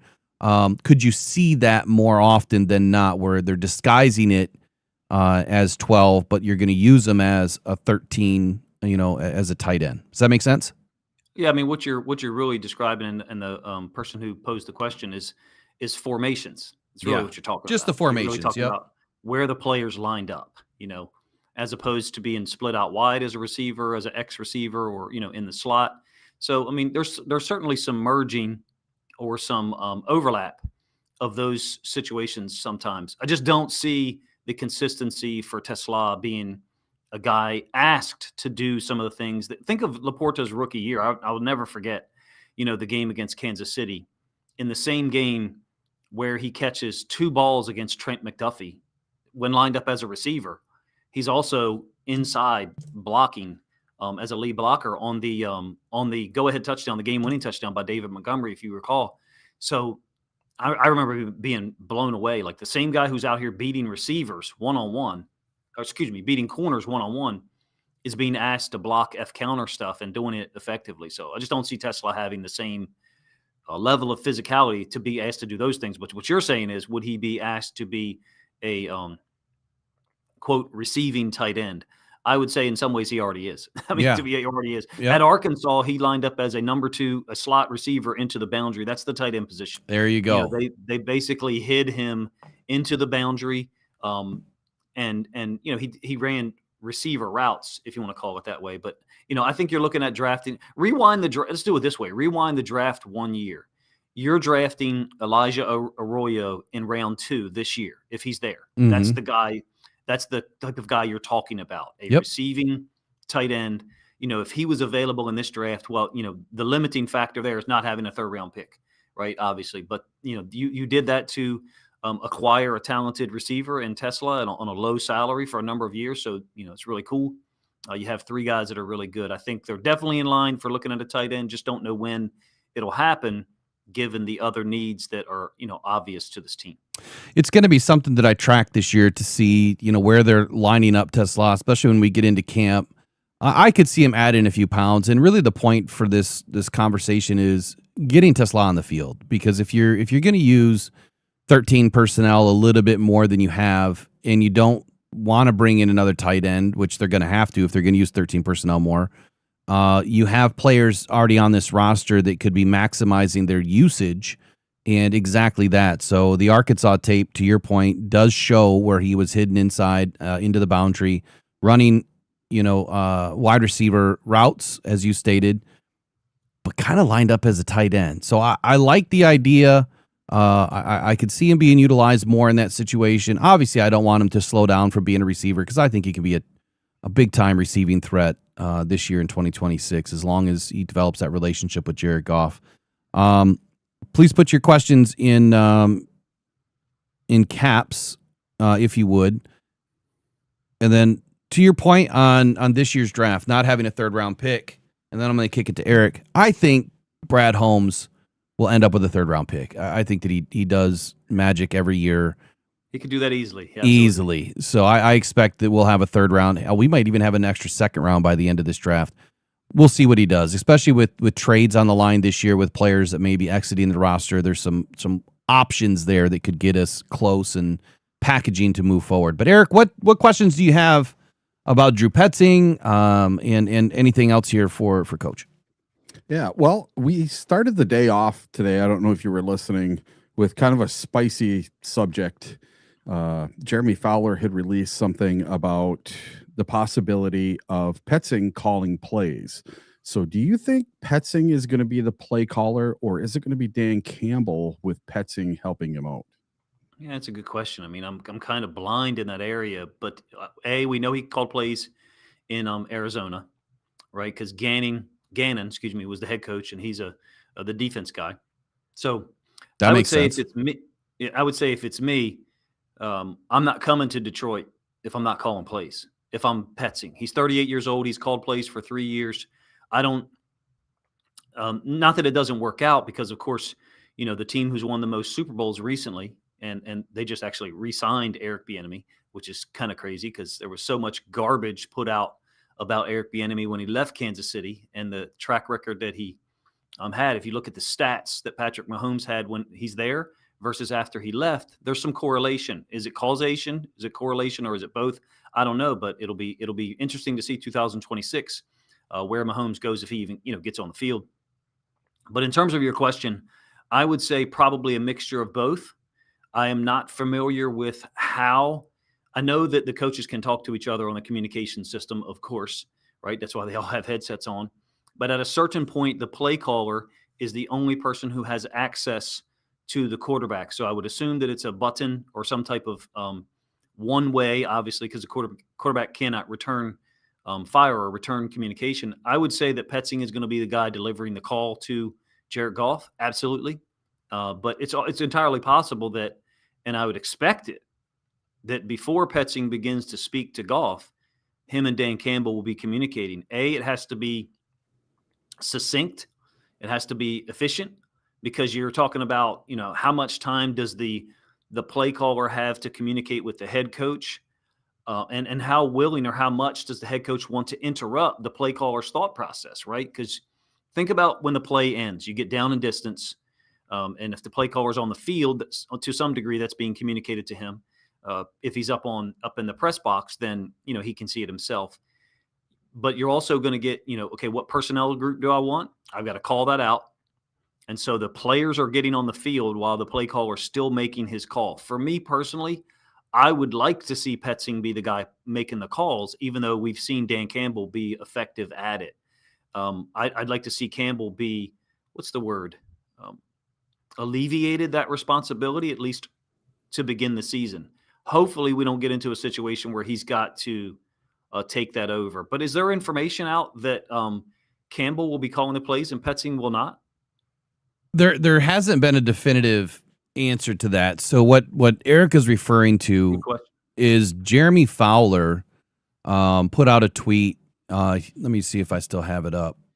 The tweet essentially said, oh, here it is. This should be a play calling job for new Lions head offensive coordinator Drew Petzing. the expectation during OC interviews is that Dan Campbell would relinquish play calling for the new guy. And then in an Eric Woodyard article, I think the same day, it pretty much had the same verbiage. So I don't know who's taken what verbiage from who in this instance. Right. What I see here is legalese. Like he's just kind of putting it out there like it's expected, it's an idea, you would think it's going to happen. Is Fowler a guy who really pays attention to the lines a lot? He I've heard the name. does, but the issue is it doesn't It stay. seems silly to me. Like the only reason Dan Campbell called the plays is because Morton was having difficulty handling the entirety of that workflow Sure. and then during the game. So it just seems silly to me. It seems what's the word? Reactionary almost by him that Dan Campbell's going to relinquish this. Dan Campbell didn't want to have to call the plays. I don't think. So I think it's a great question. We just don't know. I absolutely do. Yeah, we don't know because Dan Campbell at the end of the season was asked the question, are you going to continue to call plays in 2026? And he affirmed that for right now, I plan on keeping the play calling duties because when we hire a new offensive coordinator, I'm paraphrasing here, that if that new offensive coordinator leaves, you don't have to worry about the play caller leaving.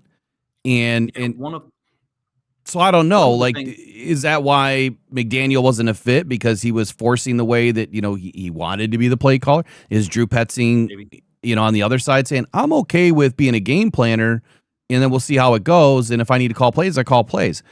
I would rather see Dan Campbell be the CEO, not the play caller. Absolutely. But absolutely. Yeah. I think a larger, not that it's not a good question again, but I think a larger point here, and I can't prove this, and maybe there is information out here that will disprove it, and I'm incorrect.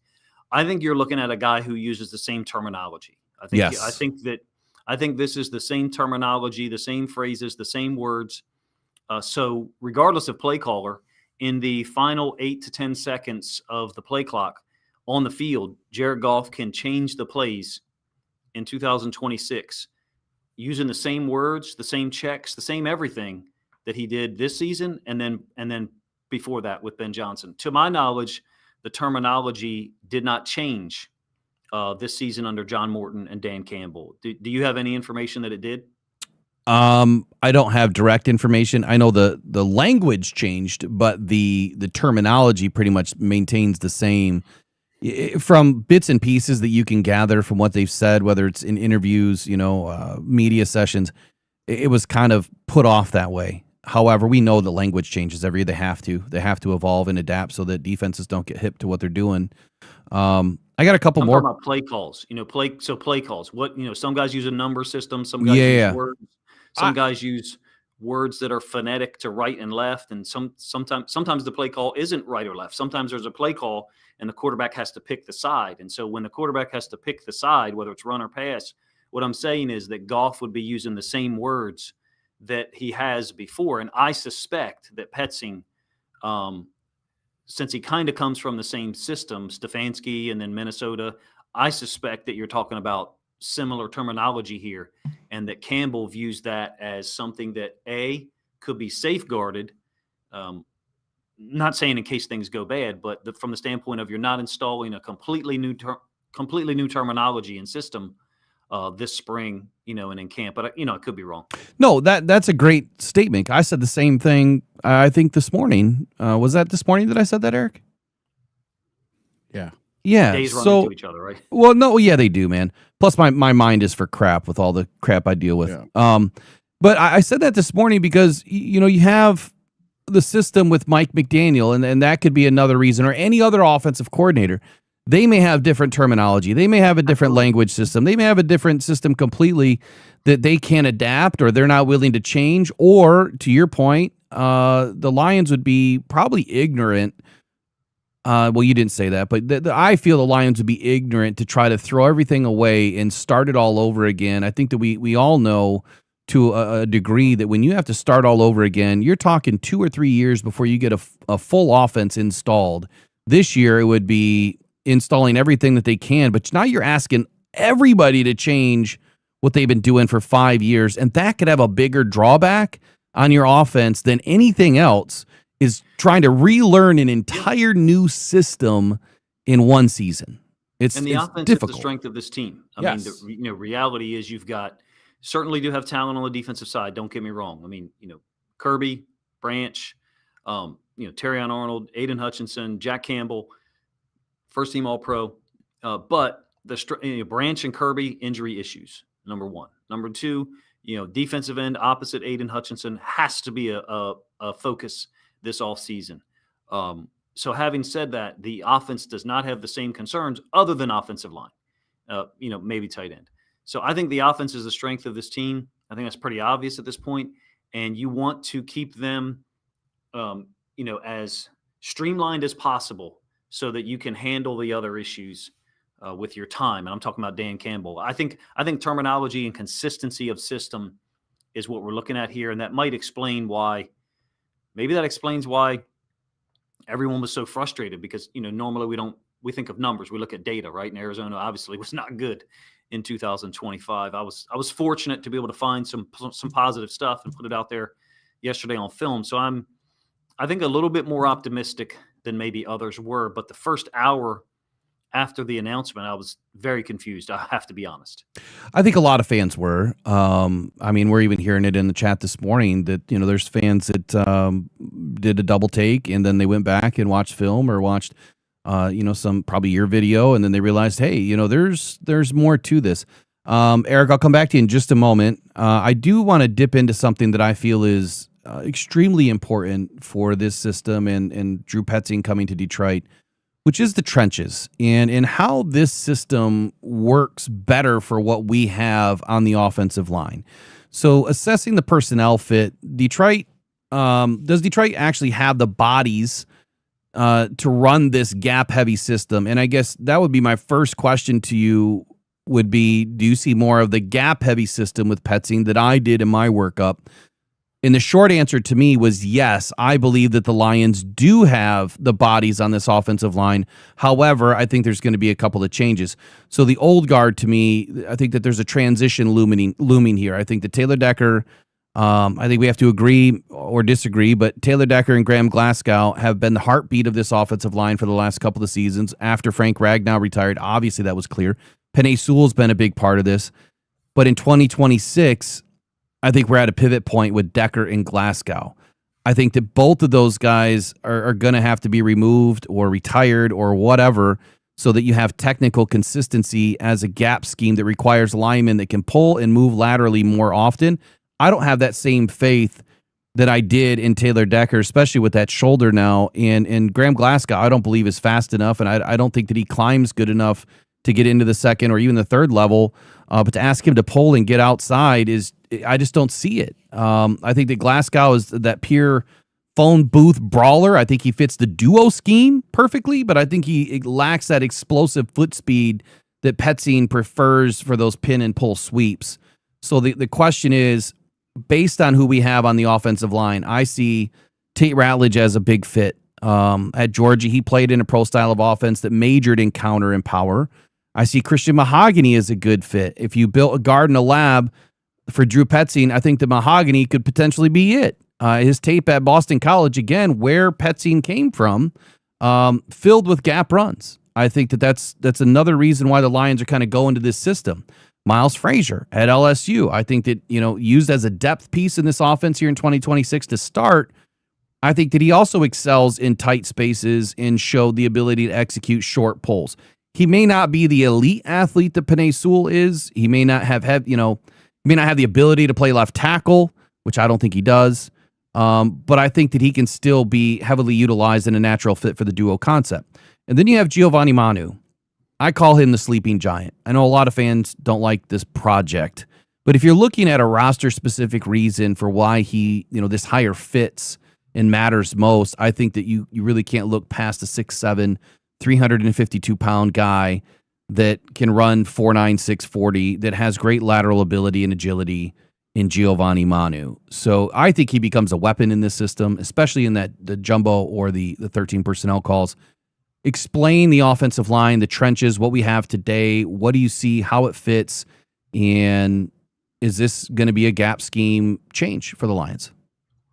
I think from a general standpoint, it's obvious to all of us that there needs to be talent upgrade there. Yeah. Mm-hmm.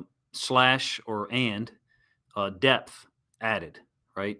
I'm not sure that Glasgow is the guy that this team needs to carry them on the interior. No slight to him. He's made millions of dollars, and hopefully he makes a whole lot more, but I think they need an upgrade there. I think that's pretty obvious. Taylor Decker at some point is not going to be the left tackle for the Lions. In my opinion, you're looking at some kind of way to try to improve this offensive line, A, through the draft, or B, maybe through some smart, low commitment from a financial standpoint, acquisitions through free agency. But with respect to the gap and zone stuff, one thing that I was struck by the most, 22 to 24, really 23 and 24, is how they merged, zone and gap scheme systems and how effective that can make your run game. And last year, because of the talent, when Mahogany went out, that was huge.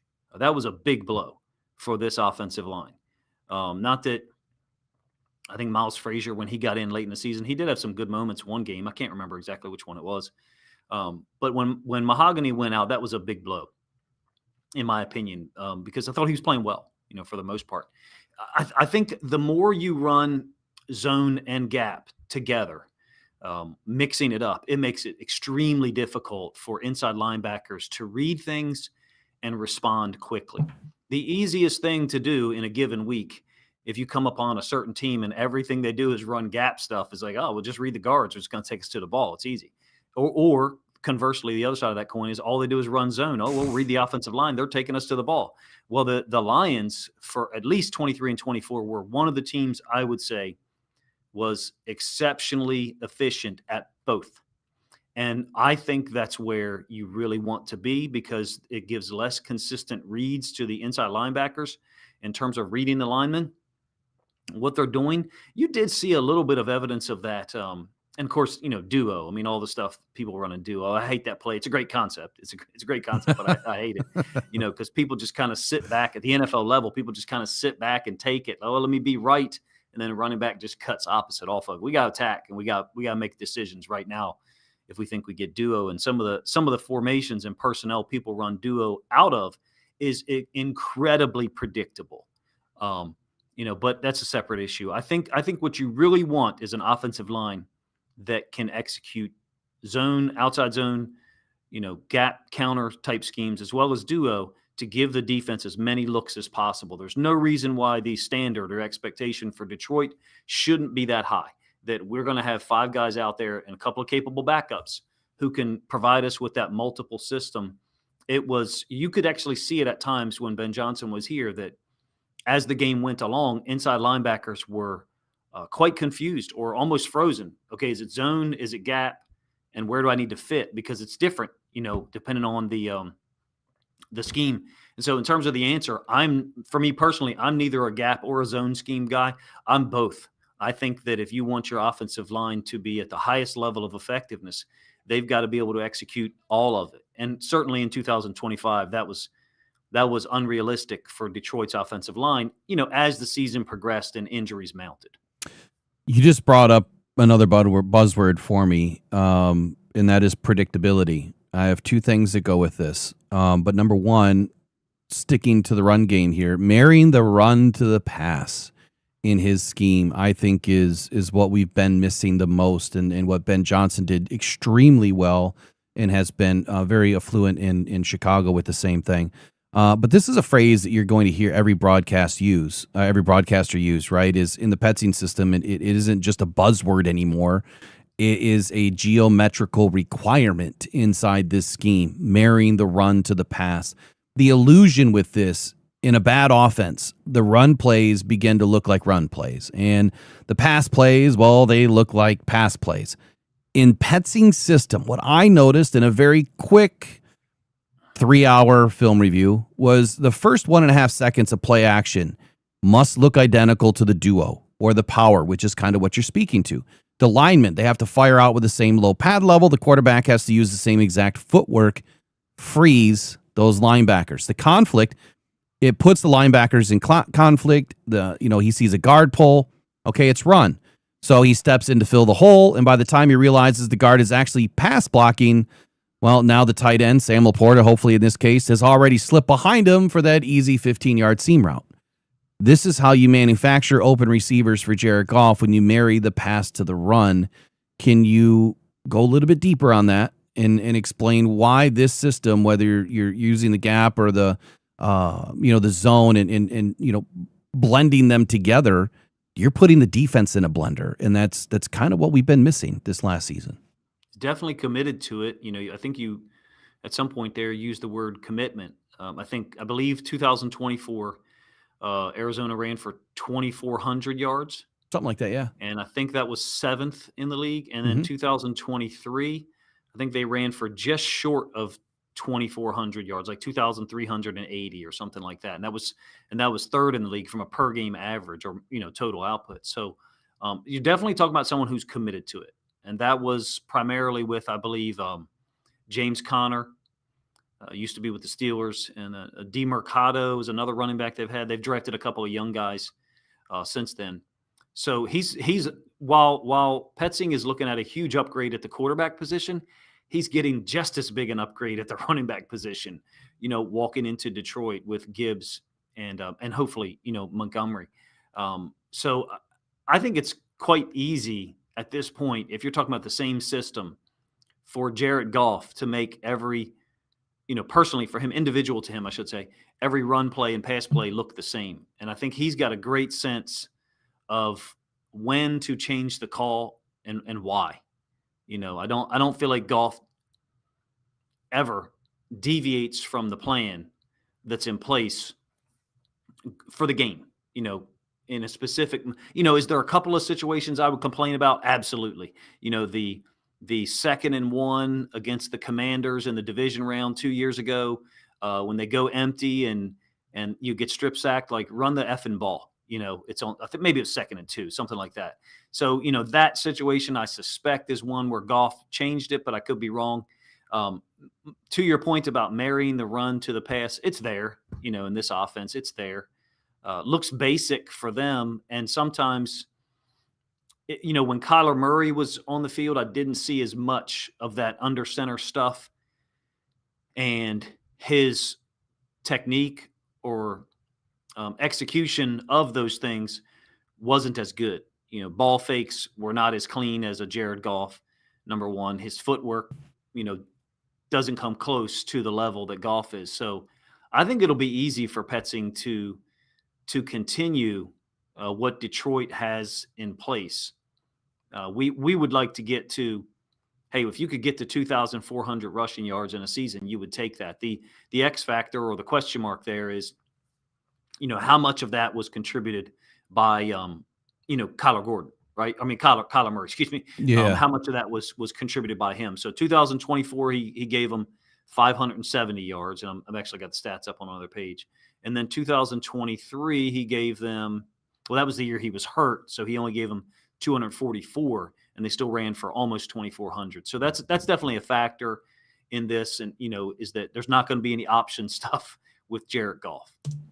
Eric has a question for you. So last year, the Detroit Lions hired Johnny Morton, as we all remember. And we were talking about yesterday about our reactions from last year and how we were so excited because he talked about he was going to bring in all these explosive plays. Well, I've heard a lot online about how this guy is going to be able to bring in a bunch of explosive plays to the Detroit Lions. So right now I'm 50-50. I'm not on the fence for him or against Petzing. Mm-hmm. I'm going to base my opinion on what he does on the field. And I haven't even heard the guy talk yet. So help convince me that this was a good hire and that he's going to get us some explosive plays where Johnny Morton just couldn't get it done. Yeah. Well, I think you had moments where the Lions did early in the year. Of course, that week 3 game against the Ravens was eye-opening for Ravens fans, but I remember at the time thinking, I actually said this to a couple guys. Said, I told you that they were physical, and I told you that they were going to commit to the run game. And some of those, I really thought that game that was an illustration of them doing a good job with play calls, specifically the 2nd and 8, 2nd and 9 run plays that Morton went to, and Goff. Who knows who actually made the call on the field. But in terms of what's going to happen. We have recent data of Petzing being a play caller, so there's some relative strengths, the run game, right? When he's got talent and an offensive line, because I really thought that their offensive line in 2025 was really, really poor.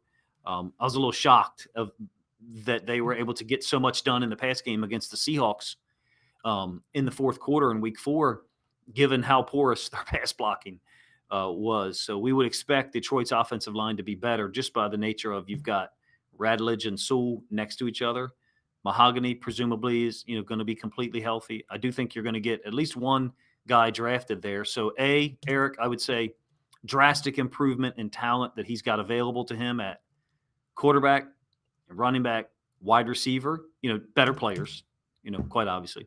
Number 2, better environment, structure, place to be. You got a ton of winners in that building and that are, going to put helmets on every day at practice. So, and I think another part of it is standards/expectation. It's going to be extremely high.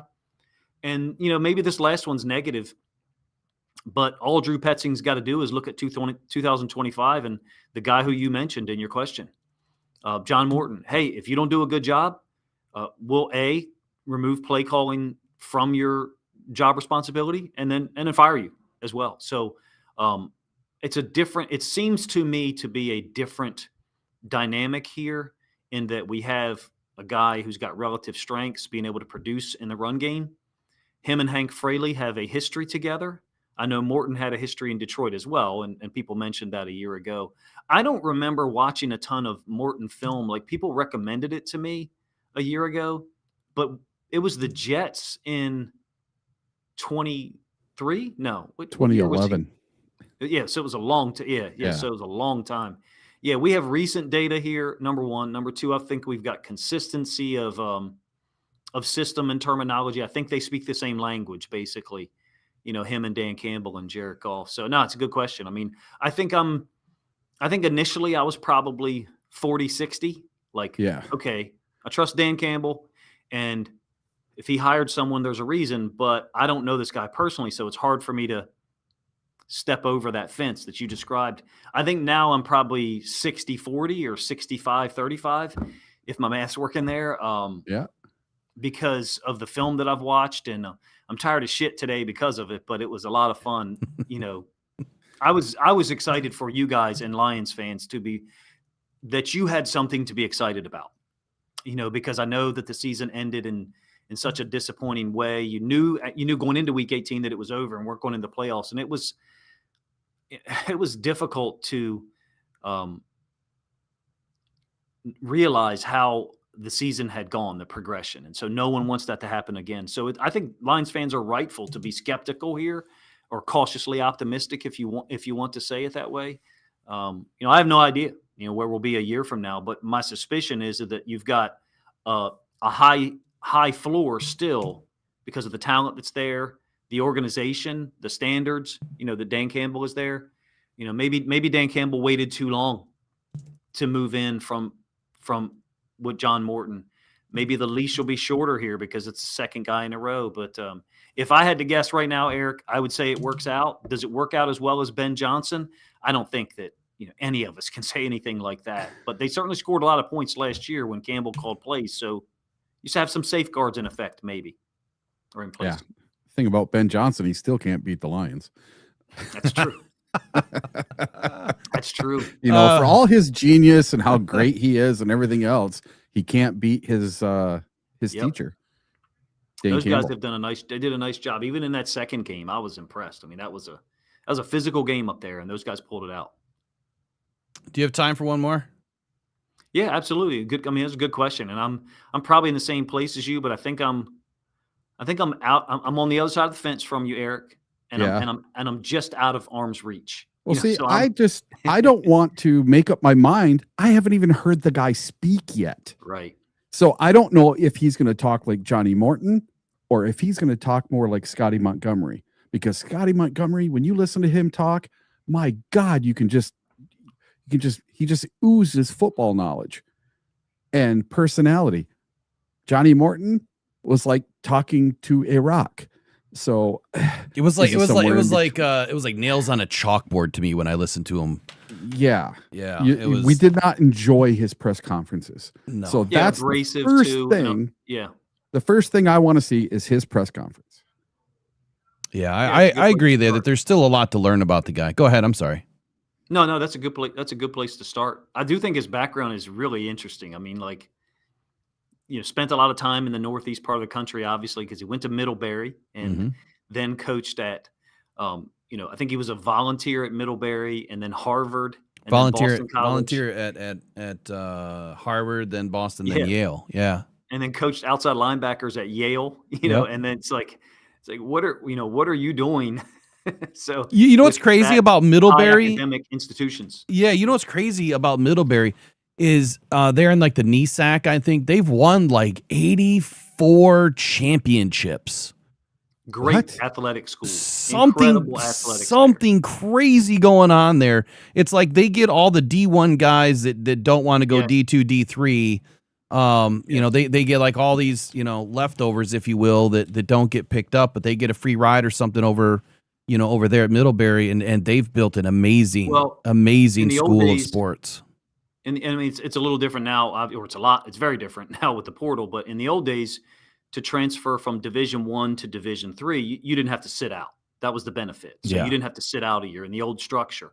And I'm familiar with that because I went to Salisbury University, which is an amazing lacrosse program there. And Middlebury was one of the few places that could compete with Salisbury.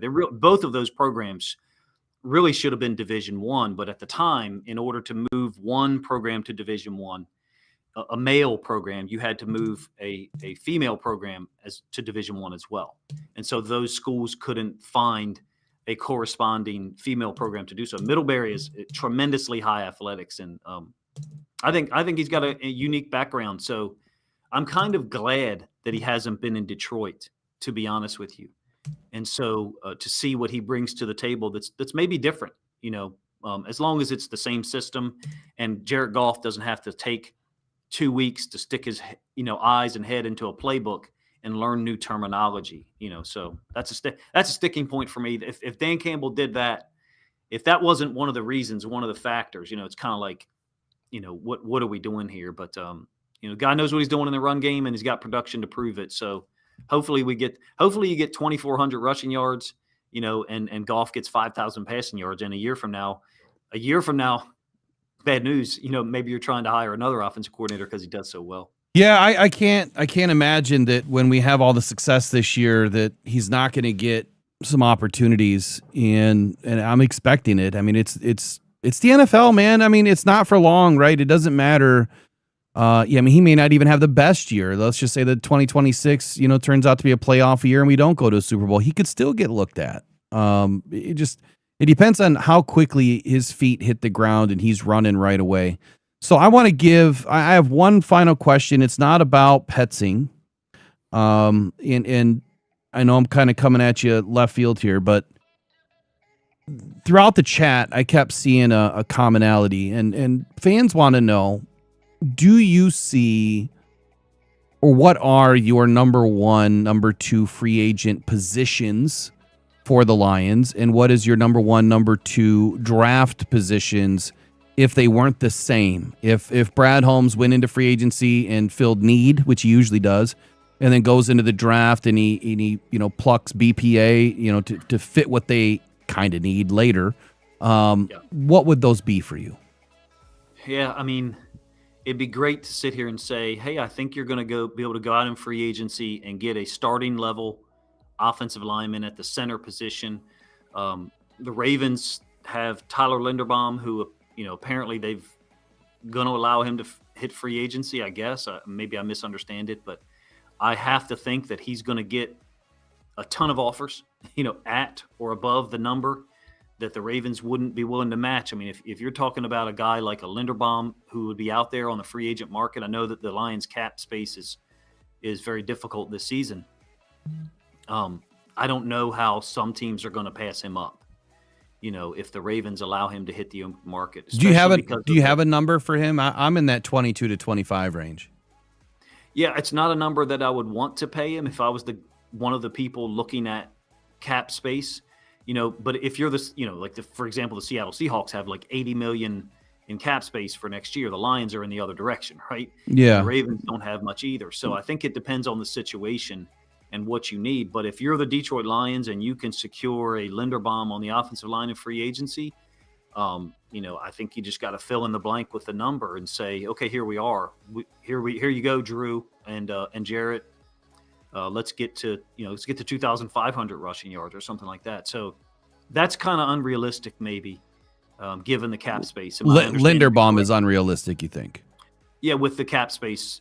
I mean, if I were to tell you this, if they I did this the other day. If they restructure Jared Goff, that immediately adds $40 million to the bottom line, and then with the NFL's injection at the league year, that's probably another 30. And then you have the rollover from last year, which is about 20. And the Lions are, I think, -5 to start the year. So you're looking at 90, roughly 80 million. And then you got to sign your rookies. You're picking in the middle. So that's about 15 mil. So now you're down to 65 mil. The Lions realistically could enter free agency with $50 to $65 million. So at a minimum. Totally situation. Yeah, at a minimum. Just one contract restructure.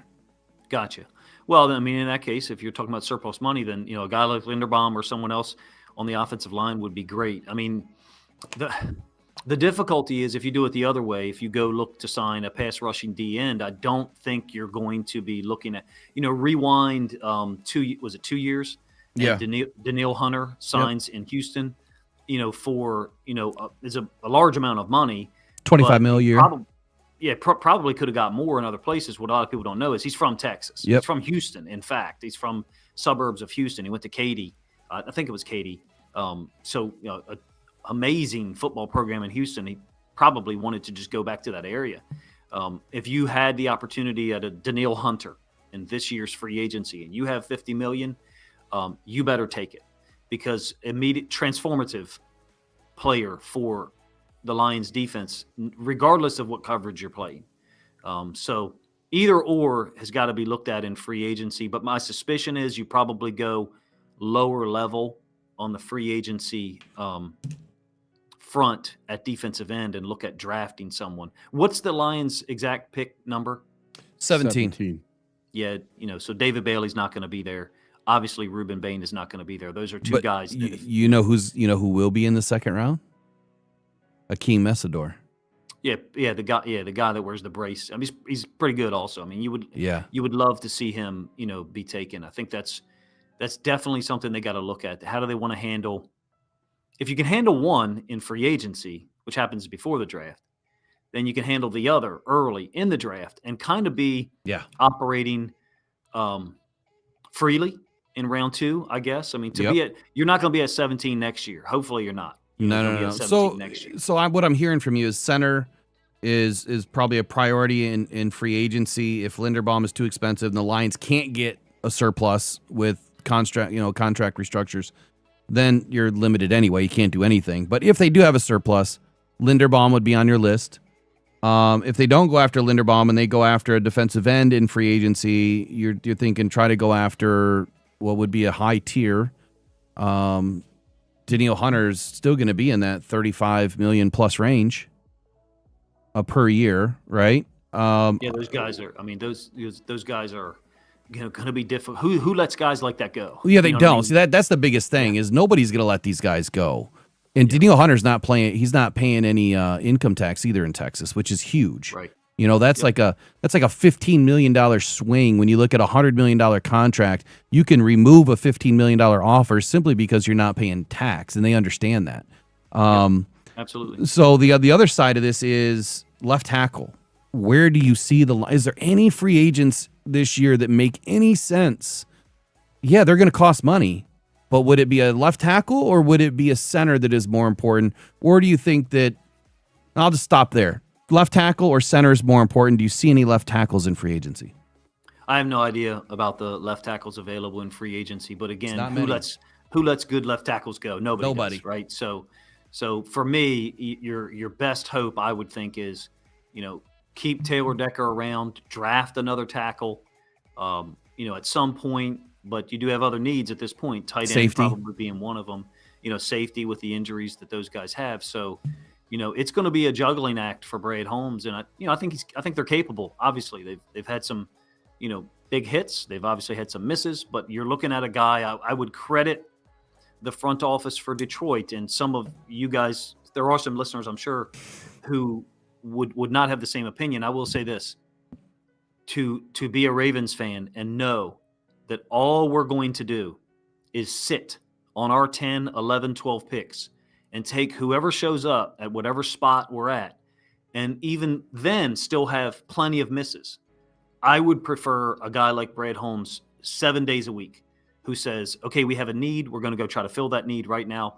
Maybe you or I may not agree with some of those needs, but I prefer that mentality to the one that just sits and picks 12 players every year, and we're going to cut or release 5 of them probably months later, or put them on the practice squad. That is the most annoying thing ever for the Ravens. It has, of course, safeguarded our seasons, however, because our second and maybe third string guys end up being, quote, better than some other teams' second and third string guys. So with, as you get later in the season and teams lose players because of injury, I feel like the Ravens' philosophy approach kind of does hold weight or have some merit. Don't get me wrong. Now, are the Ravens trading those players? Is that their idea, to bring them in, and then you've got these high valuable players sitting on the practice squad, and when other teams are losing players throughout the season, that they're hoping to get a 6th or 7th round draft pick to kind of help rebuild their draft stock for the next year? Has that been their philosophy at all?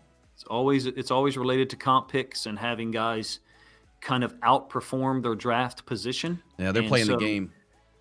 So, I don't know the data, but I think the Ravens have the first or second most comp picks. Of course, the first guy organization to really take advantage of it, I think, was, Belichick and the Patriots. And then the 49ers too. Yeah, draft guys and, 4 years later have them signed somewhere else, and then you've drafted another one in the interim. And so the Lions, to some extent, everyone's trying to do that, but what I'm saying is it's become maddening at times for the Ravens. We had obvious needs at right guard and left guard the last 2 drafts. And the Ravens just kind of sat there and took the, quote, best player available 2 or 3 times, and then guards were gone suddenly. And we got what we got. And we deserved our fate in 2025. We absolutely deserved our fate without addressing those poor decisions. Without addressing it in free agency prior to the draft. Is that what you're kind of saying there? Or in the draft at all. So my point is, for people who want to complain about Brad Holmes, and he certainly has some misses, I've pointed some of them out. I think that you're looking at a guy who, whatever needs they've identified, tight end, D end, hopefully, and offensive line, they're willing to go out and try to fix those things aggressively. And it might be time for them to do one of those positions in free agency, which was, really your original question. Yeah. So when we hopefully have you back on, hopefully it won't be 2 months away, but I'd love to talk more about free agency and draft, and I am always interested in what's going on with the Ravens. I'm going to throw this wild thing at you before we leave. Lamar Jackson gets traded this year. You think so? 0%. 0%, even with the new coach and everything. Steve Bisciotti is a gangster. Steve Bisciotti is a billionaire who tells you what he thinks because he doesn't care what your reaction to it is. And if you watch the press conference, he said, Lamar is going to be on my plane flying from Florida with me up to Baltimore. So I don't think there's any chance of that happening. All right. Okay. I hope not, man. So I want to see the Ravens thoughts? have a resurgence. Go ahead, Eric. I'm sorry. What's your thoughts on the Harbaugh getting fired? Completely supportive. It was 2 years too late. Really? Okay. Wow. Absolutely. My take was, the guy that's been fairly successful pretty damn successful. Why didn't he get treated the same as Tomlin and just being able to walk away? Do you think it was a contract thing? Like Harbaugh wanted to get paid as opposed to having to just walk away and not get paid? Pattern of poor decisions, inability to adjust off of those decisions. Maybe it's not even inability to adjust off of those decisions, inability to even recognize that they were mistakes. And so I'm talking about starting Daniel Falele at right guard for 2 seasons, a guy who does not have the athleticism, the agility, or the awareness to play the position consistently at the NFL level. If Daniel Falele was coming out in this draft right now for 2026 at his current level after 4 years of NFL coaching, he would be a 4th-round pick. Guess what round the Ravens drafted him in 4 years ago? 4th round. And we transitioned him to guard, and John Harbaugh continued to throw that guy out there and put his number one asset, Lamar Jackson, at risk. And the chickens came home to roost because Lamar got sacked a lot. The Lions sacked him 7 times. Our offensive line was garbage, and everyone knew it was garbage after 2024. But Derrick Henry and Lamar Jackson masked all of it. John Harbaugh deserved what he got. Who's your pick for your next coach? Wow, Brian you Flores. ready? You ready to start over? I love it. I love it. Brian Flores. I like that answer, Brian Flores. Yeah. Get him out of your division. Exactly. And bring someone to Baltimore who actually is going to bring some intensity and let our players play aggressively on the field, because the whole phrase, the Ravens way, and how the Ravens play football, the Ravens culture, it's been a farce for about a year and a half. All right, man. I really appreciate you spending over an hour with us today.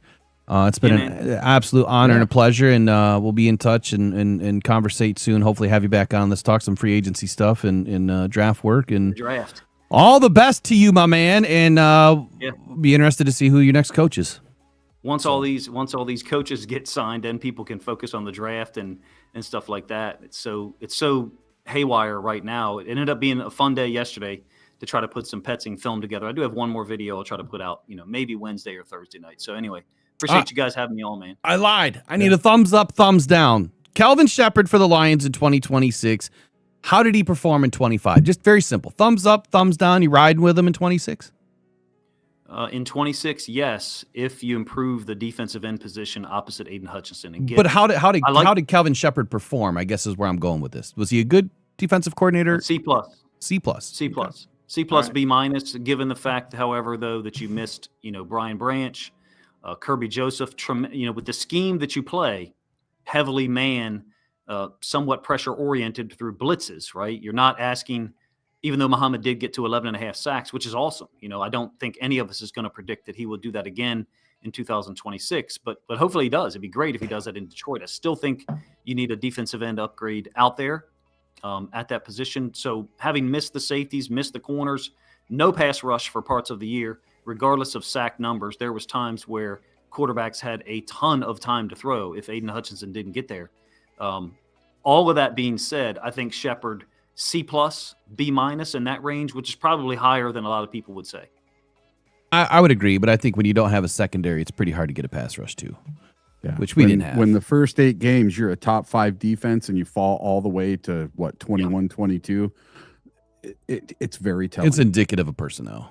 By that's what I think. I appreciate you, buddy. You have a huge factor. We could talk another hour just on that.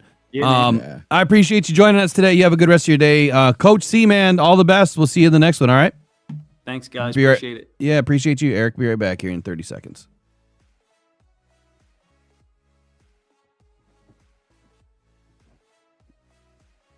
Pressured by Hutchinson, he goes down again.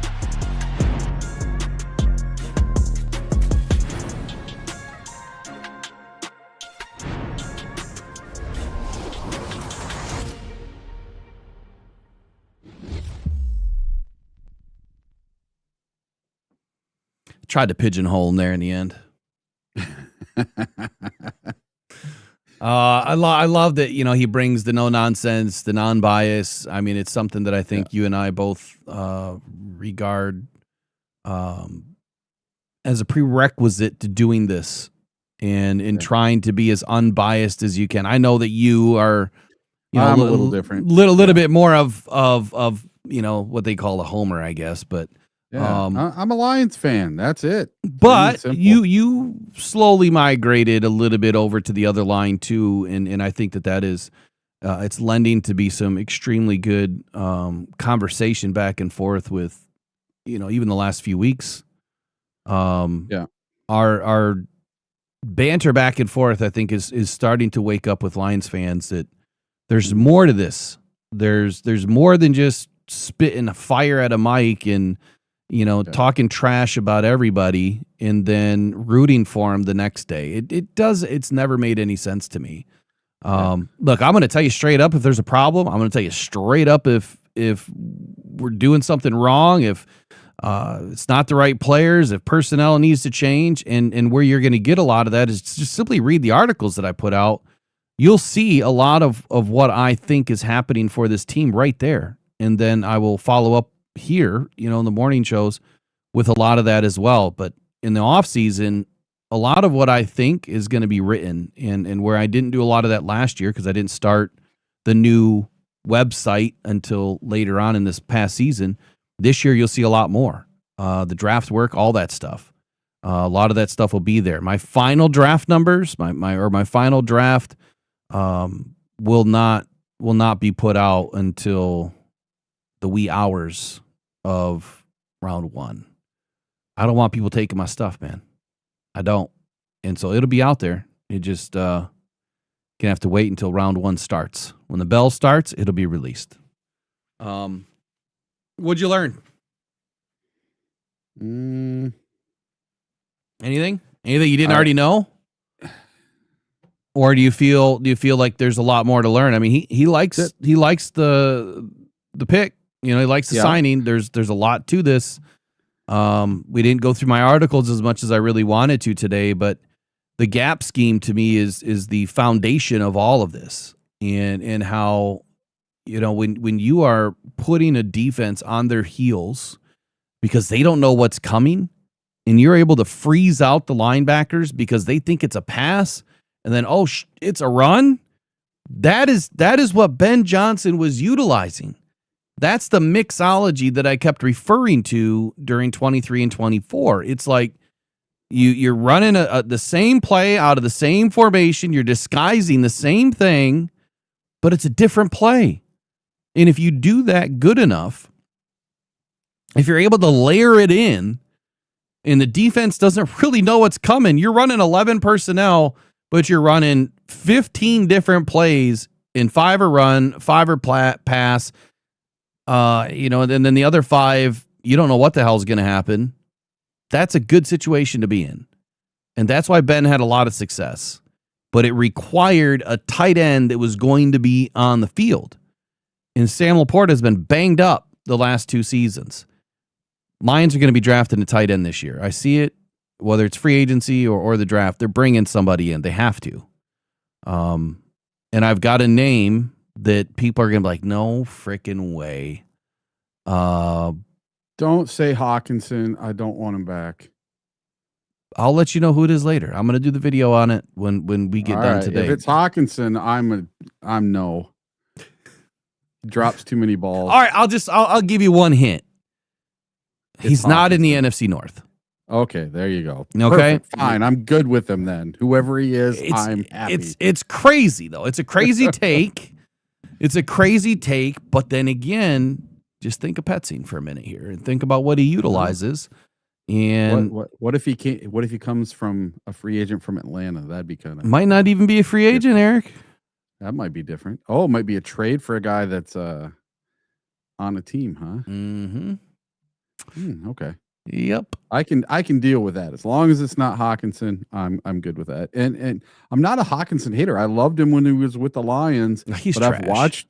I've watched what he's done with Minnesota, and now he's a free agent. He got all that money from Minnesota, got 2 contracts from Minnesota. He's getting all his money, and he hasn't done anything for them except for drop the ball and be injured all the time. So even the Vikings fans, I have a lot of Vikings fans that are friends of mine, and they're just sick of him. So they're ready for him to be gone. And so isn't it funny how Attila Eric quits the show if Will says Hawkinson. Isn't it funny how it all comes full circle? Yeah. Brad Holmes trades Hawkinson. Lions fans melt down. What are you doing? He's our best pass catcher, tight end. What are we doing? Brad is a moron. Oh my God. And then he does absolutely nothing. And the Lions got draft picks that brought in who? Who did we get for those draft picks again? We got a 3rd round pick for him. We ended up using that pick to get J-Mo, didn't we? Something, yeah. Yeah. It was we used it to move up. Point being is, the chickens come home to roost when Brad is this genius. 3-4 years later, you're still looking at that trade and you're like, how could it have been any better? I mean, the guy hasn't done anything in the league. Granted, he had a major injury. Yeah. Yeah, because he tore his ACL or whatever against the Lions. And But yeah, Kirby tore his ACL, right? Yeah, and they all think it's Kirby's dirty and blah, blah, blah. Yeah, whatever.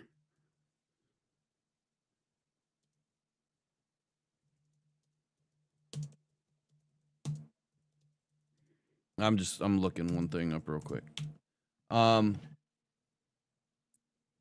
Anyway, I love the conversation with Coach D there because it's a lot of high level stuff that you're not going to hear anywhere else. But I think he brings it down to layman's terms for a lot of fans that maybe don't grasp all of it. At the end of the day, he's a calming voice to these Lions fans that woke up to this sticker shock that we're signing Drew Petzing from a 3-14 Arizona Cardinals team and going, what the hell? I didn't even know he had a interview. Well, and to that point, the reason why we don't know about some of those interviews is when it's a lateral move, OC to OC, a lot of that stuff isn't announced. If it's an internal, a lot of that stuff isn't announced. Sometimes it is. It's rare. But yeah, usually lateral moves, they're not making headlines. So the Lions in 2023, the second round pick, number 55 overall, Brad Holmes did not stay at 55. He traded back multiple times to move and acquire more volume, eventually turning this single pick that we got from the Hawkinson trade, which was a 2023 fourth and a 24 fourth, and that we sent with Hawkinson, and we got a second round pick and a third round pick in back-to-back years. So we got a 2023 second and a 2024 third. And in 2023, we moved back off of 55, and we turned that single pick into Hendon Hooker and Broderick Martin. The Lions traded down from 55 to 63 to 68. 68, we got Hendon. And then the bonus picks, the extra picks that we gained, trading down from 122 and 139, were packaged to trade back up into the third to select Broderick Martin. So Brad acquired like four more picks out of that pick to be able to grab extra players and Broderick Martin and Hendon Hooker. So it was never a loss. Yeah, you took some, a project, if you want to call it, in Broderick Martin, but there was no other quarterback that you could have taken. You needed a backup quarterback. And then in 2024, the third round pick, number 73 overall, the Lions moved up at 24 to grab Terrion Arnold. So there you go. The summary would be this. The Lions essentially turned TJ Hawkinson and two fourth-round picks into Hendon Hooker, Terrion Arnold, Broderick Martin, and avoided paying the massive contract extension of $66+ million. It's all a win when you look at it. You avoided paying $66 million, and you got a first-round corner out of the deal. I don't think you could call that a loss. I know a lot of people don't like Terrion Arnold right now, but hey, Terrion Arnold was on a tear. He was a top 10 corner until he got hurt. Yeah. Yep. And even when he was on the field, I think it was the Ravens game. When he was on the field, that Lions defense was, I think the passer rating against was like 130. And when he was off the field, passer rating against, when he was on the field, passer rating against was like 80. And when he was off the field, passer rating against was like 130. Yep. That's a big difference. And that's why, teams are able to come back on you if you don't have premium players out there. All right, we'll get into the more free agents tomorrow. I know I'll have to change the thumb today, or I'll have to change the title because we didn't get into all the free agents that we wanted to today. So we've got a full list. We'll pack it all in tomorrow, and we'll go all in on it. We'll start with it. We'll just be done with it tomorrow. Any other news that hits between now and then, we'll talk about briefly. But I want to get through these free agents and then talk about the ones that I think are potentially the most likely to come to the Lions over the next week or so. So I don't have to do any major homework tonight. No, I mean, no, we really Let's don't. change it. We really Okay. don't. I think Okay. that we'll just stick with the top 50 and then let's get through it. Stick with that, because I mean we could do a whole 3-hour show just on them. Probably. let's get through it, and then as more teams get bucked, this weekend, there's going to be more free agents, or more possible trade options. As every team exits the playoff race, more players will become available, and I think the first place you have to start is look at the teams that don't have cap space. That's where you have to start. And that's, again, one of the reasons why not to have to continue to sell myself to people. But that's why David Montgomery was one of the first pieces that I did for a trade, because if the Lions really need to make up cap space, he's probably lowest man on the totem pole right now. But with Petzing in the fold, that changes. Yeah. It totally changes things. And I think that you heard that from Coach D, that an uptick in touches for a guy like Monty could be significant inside the system. And who from day one has been saying Monty's going nowhere? Well, come on. You got to be careful there, right? We didn't know who was coming in as OC. I don't care. But even I've been then, saying Monty's not going anywhere. Even then, I've been steadfast. You guys all say he's getting traded or cut or this or that. He's not going anywhere. It's only based on Brad Holmes, man. That's what Brad Holmes said. So we'll see what happens. I'm still not fully in on the fact that he's going to stay, even with Petzing. It all boils down to who is going to rework their contracts. If nobody reworks their contracts, which I want to clear this big myth, an NFL team franchise does not just have the full right to go and restructure a contract. There's usually language in every deal, and not usually, there is language in every deal that explains what they can do with restructures, how much of a penalty they're going to pay, and the parameters of a restructure. So it might say on year 2, you can restructure up to 30% into a signing bonus. Mm-hmm. It may say in year 3, you can structure up to 20% to a signing bonus. But you can only add 1 void year or 2 void years. There's language that we've never seen because we don't get access to the contracts. So I just know that there's language in them. It's pretty standard. So it's one of those things we just don't know. Which, again, yeah, we could pull $140 million of cap space if they're able to restructure 2 or 3 deals. The question is, do you want to restructure those deals? Do you want to kick the can down the road? Do you want to make it more expensive for your team? Probably not. But you don't want to restructure at all if you don't have to. Well, if we would have brought in another edge this year, what would we have been doing? We'd be way upside down right now. Yeah. Because they could do what other teams do, and we see it every year when you look at cap space, that teams will be negative 50 million upside down. And then they have to go in, and what do? Cut. I just don't want to be in the position we were when Matt Patricia and what's his nuts were here, and Quinn and be all upside down on these contracts and be paying 50, 60, 70, 80, 90 million dollars to players that aren't even on the team anymore. Yeah, we don't have that problem, but when you look across the league, Kansas City goes all in, right? They're negative 55.5 million this year. Yeah. That's an entire quarterback salary. Yeah, I'd be interested to see not only this year, but next year, the year after, the year after, the year after, how Howie Roseman is going to keep this all together. Because eventually that kicking of the can down the road is going to come back to bite them. Well, I mean, I can tell you for 2026 that they're only sitting at 2.9 million right now. They're not negative. The Lions are 2 spots behind them at 23rd most cap space. We're at minus 5 million. I'll just But years walk. coming up. Yeah, I'll just they have walk. all this void year stuff coming. Yeah, I'll walk it down real quick. Kansas City, -55. New Orleans Saints.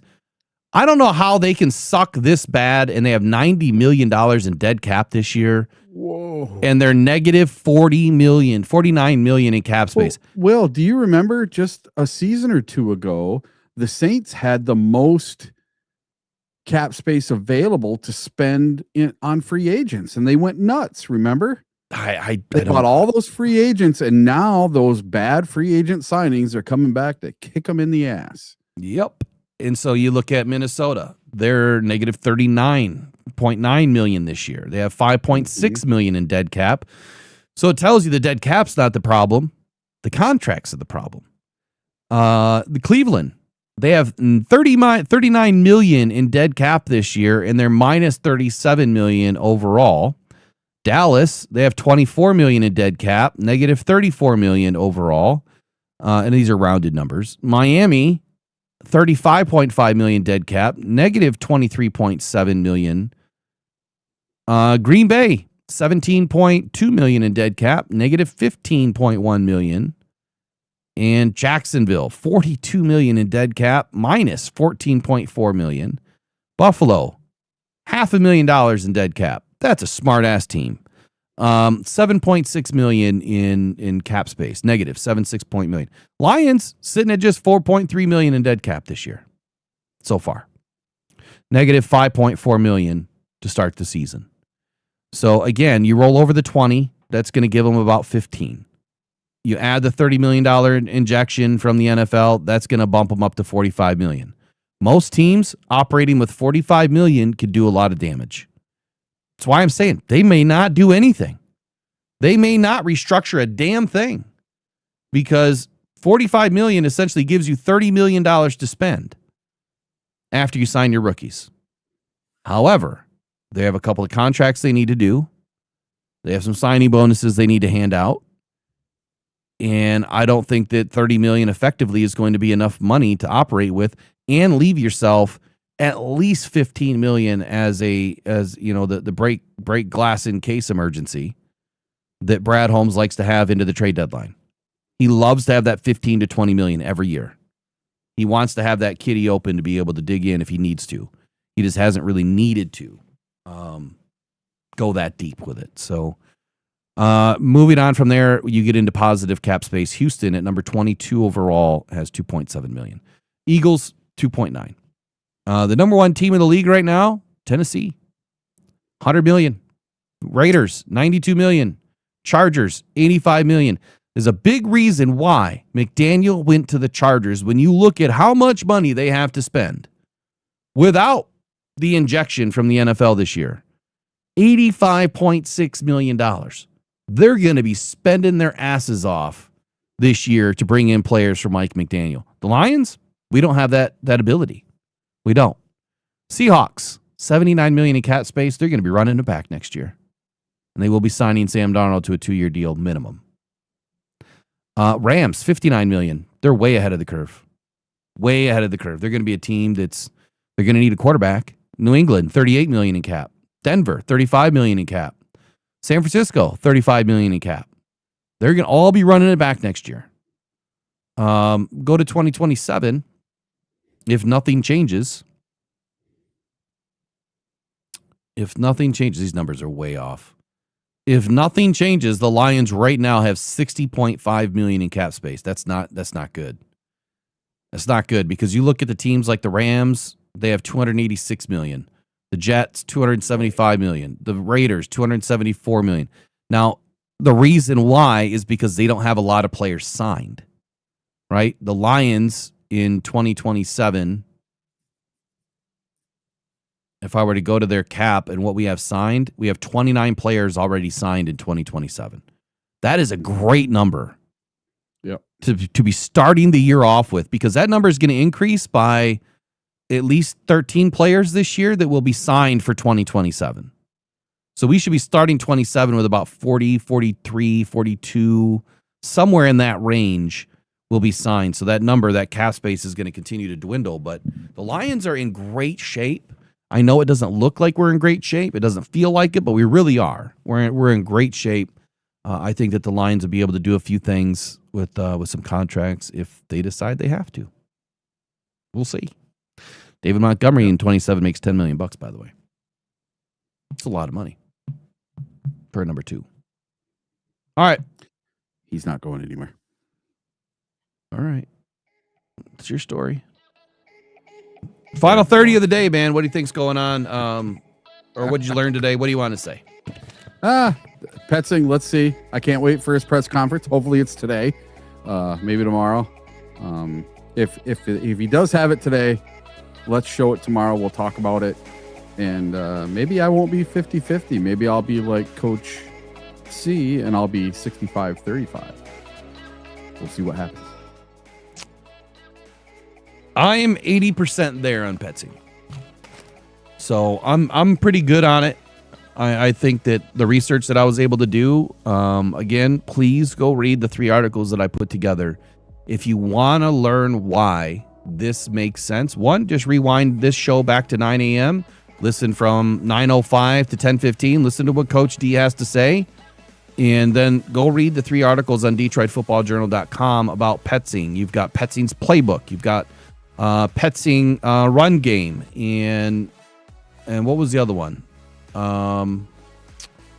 Welcome to Detroit, Petzing run game, and Petzing playbook with West Coast, explaining what the West Coast offense is and how it's redefined in Detroit. Penei Sewell is going to be unleashed under this system as a weapon. He's going to be heavily utilized on the outside, freeing up Jahmyr Gibbs in these pin and pulls. It'd be interesting to see how much language changes, if anything at all, but I think that Coach D was spot on. Very similar to what I said. There's no reason why the Lions wanted to start all over. You weren't going to just throw everything away, scrap it, and then reinvent the offense. That takes a long time. The Lions are trying to win a Super Bowl. There's no reason to start over. But we'll talk more about that tomorrow. Top 50 free agents. We'll run that back tomorrow and get it done with. Y'all have a wonderful day. Go and probably go Detroit Lions. We'll see you in the next one. Pressured by Hutchinson.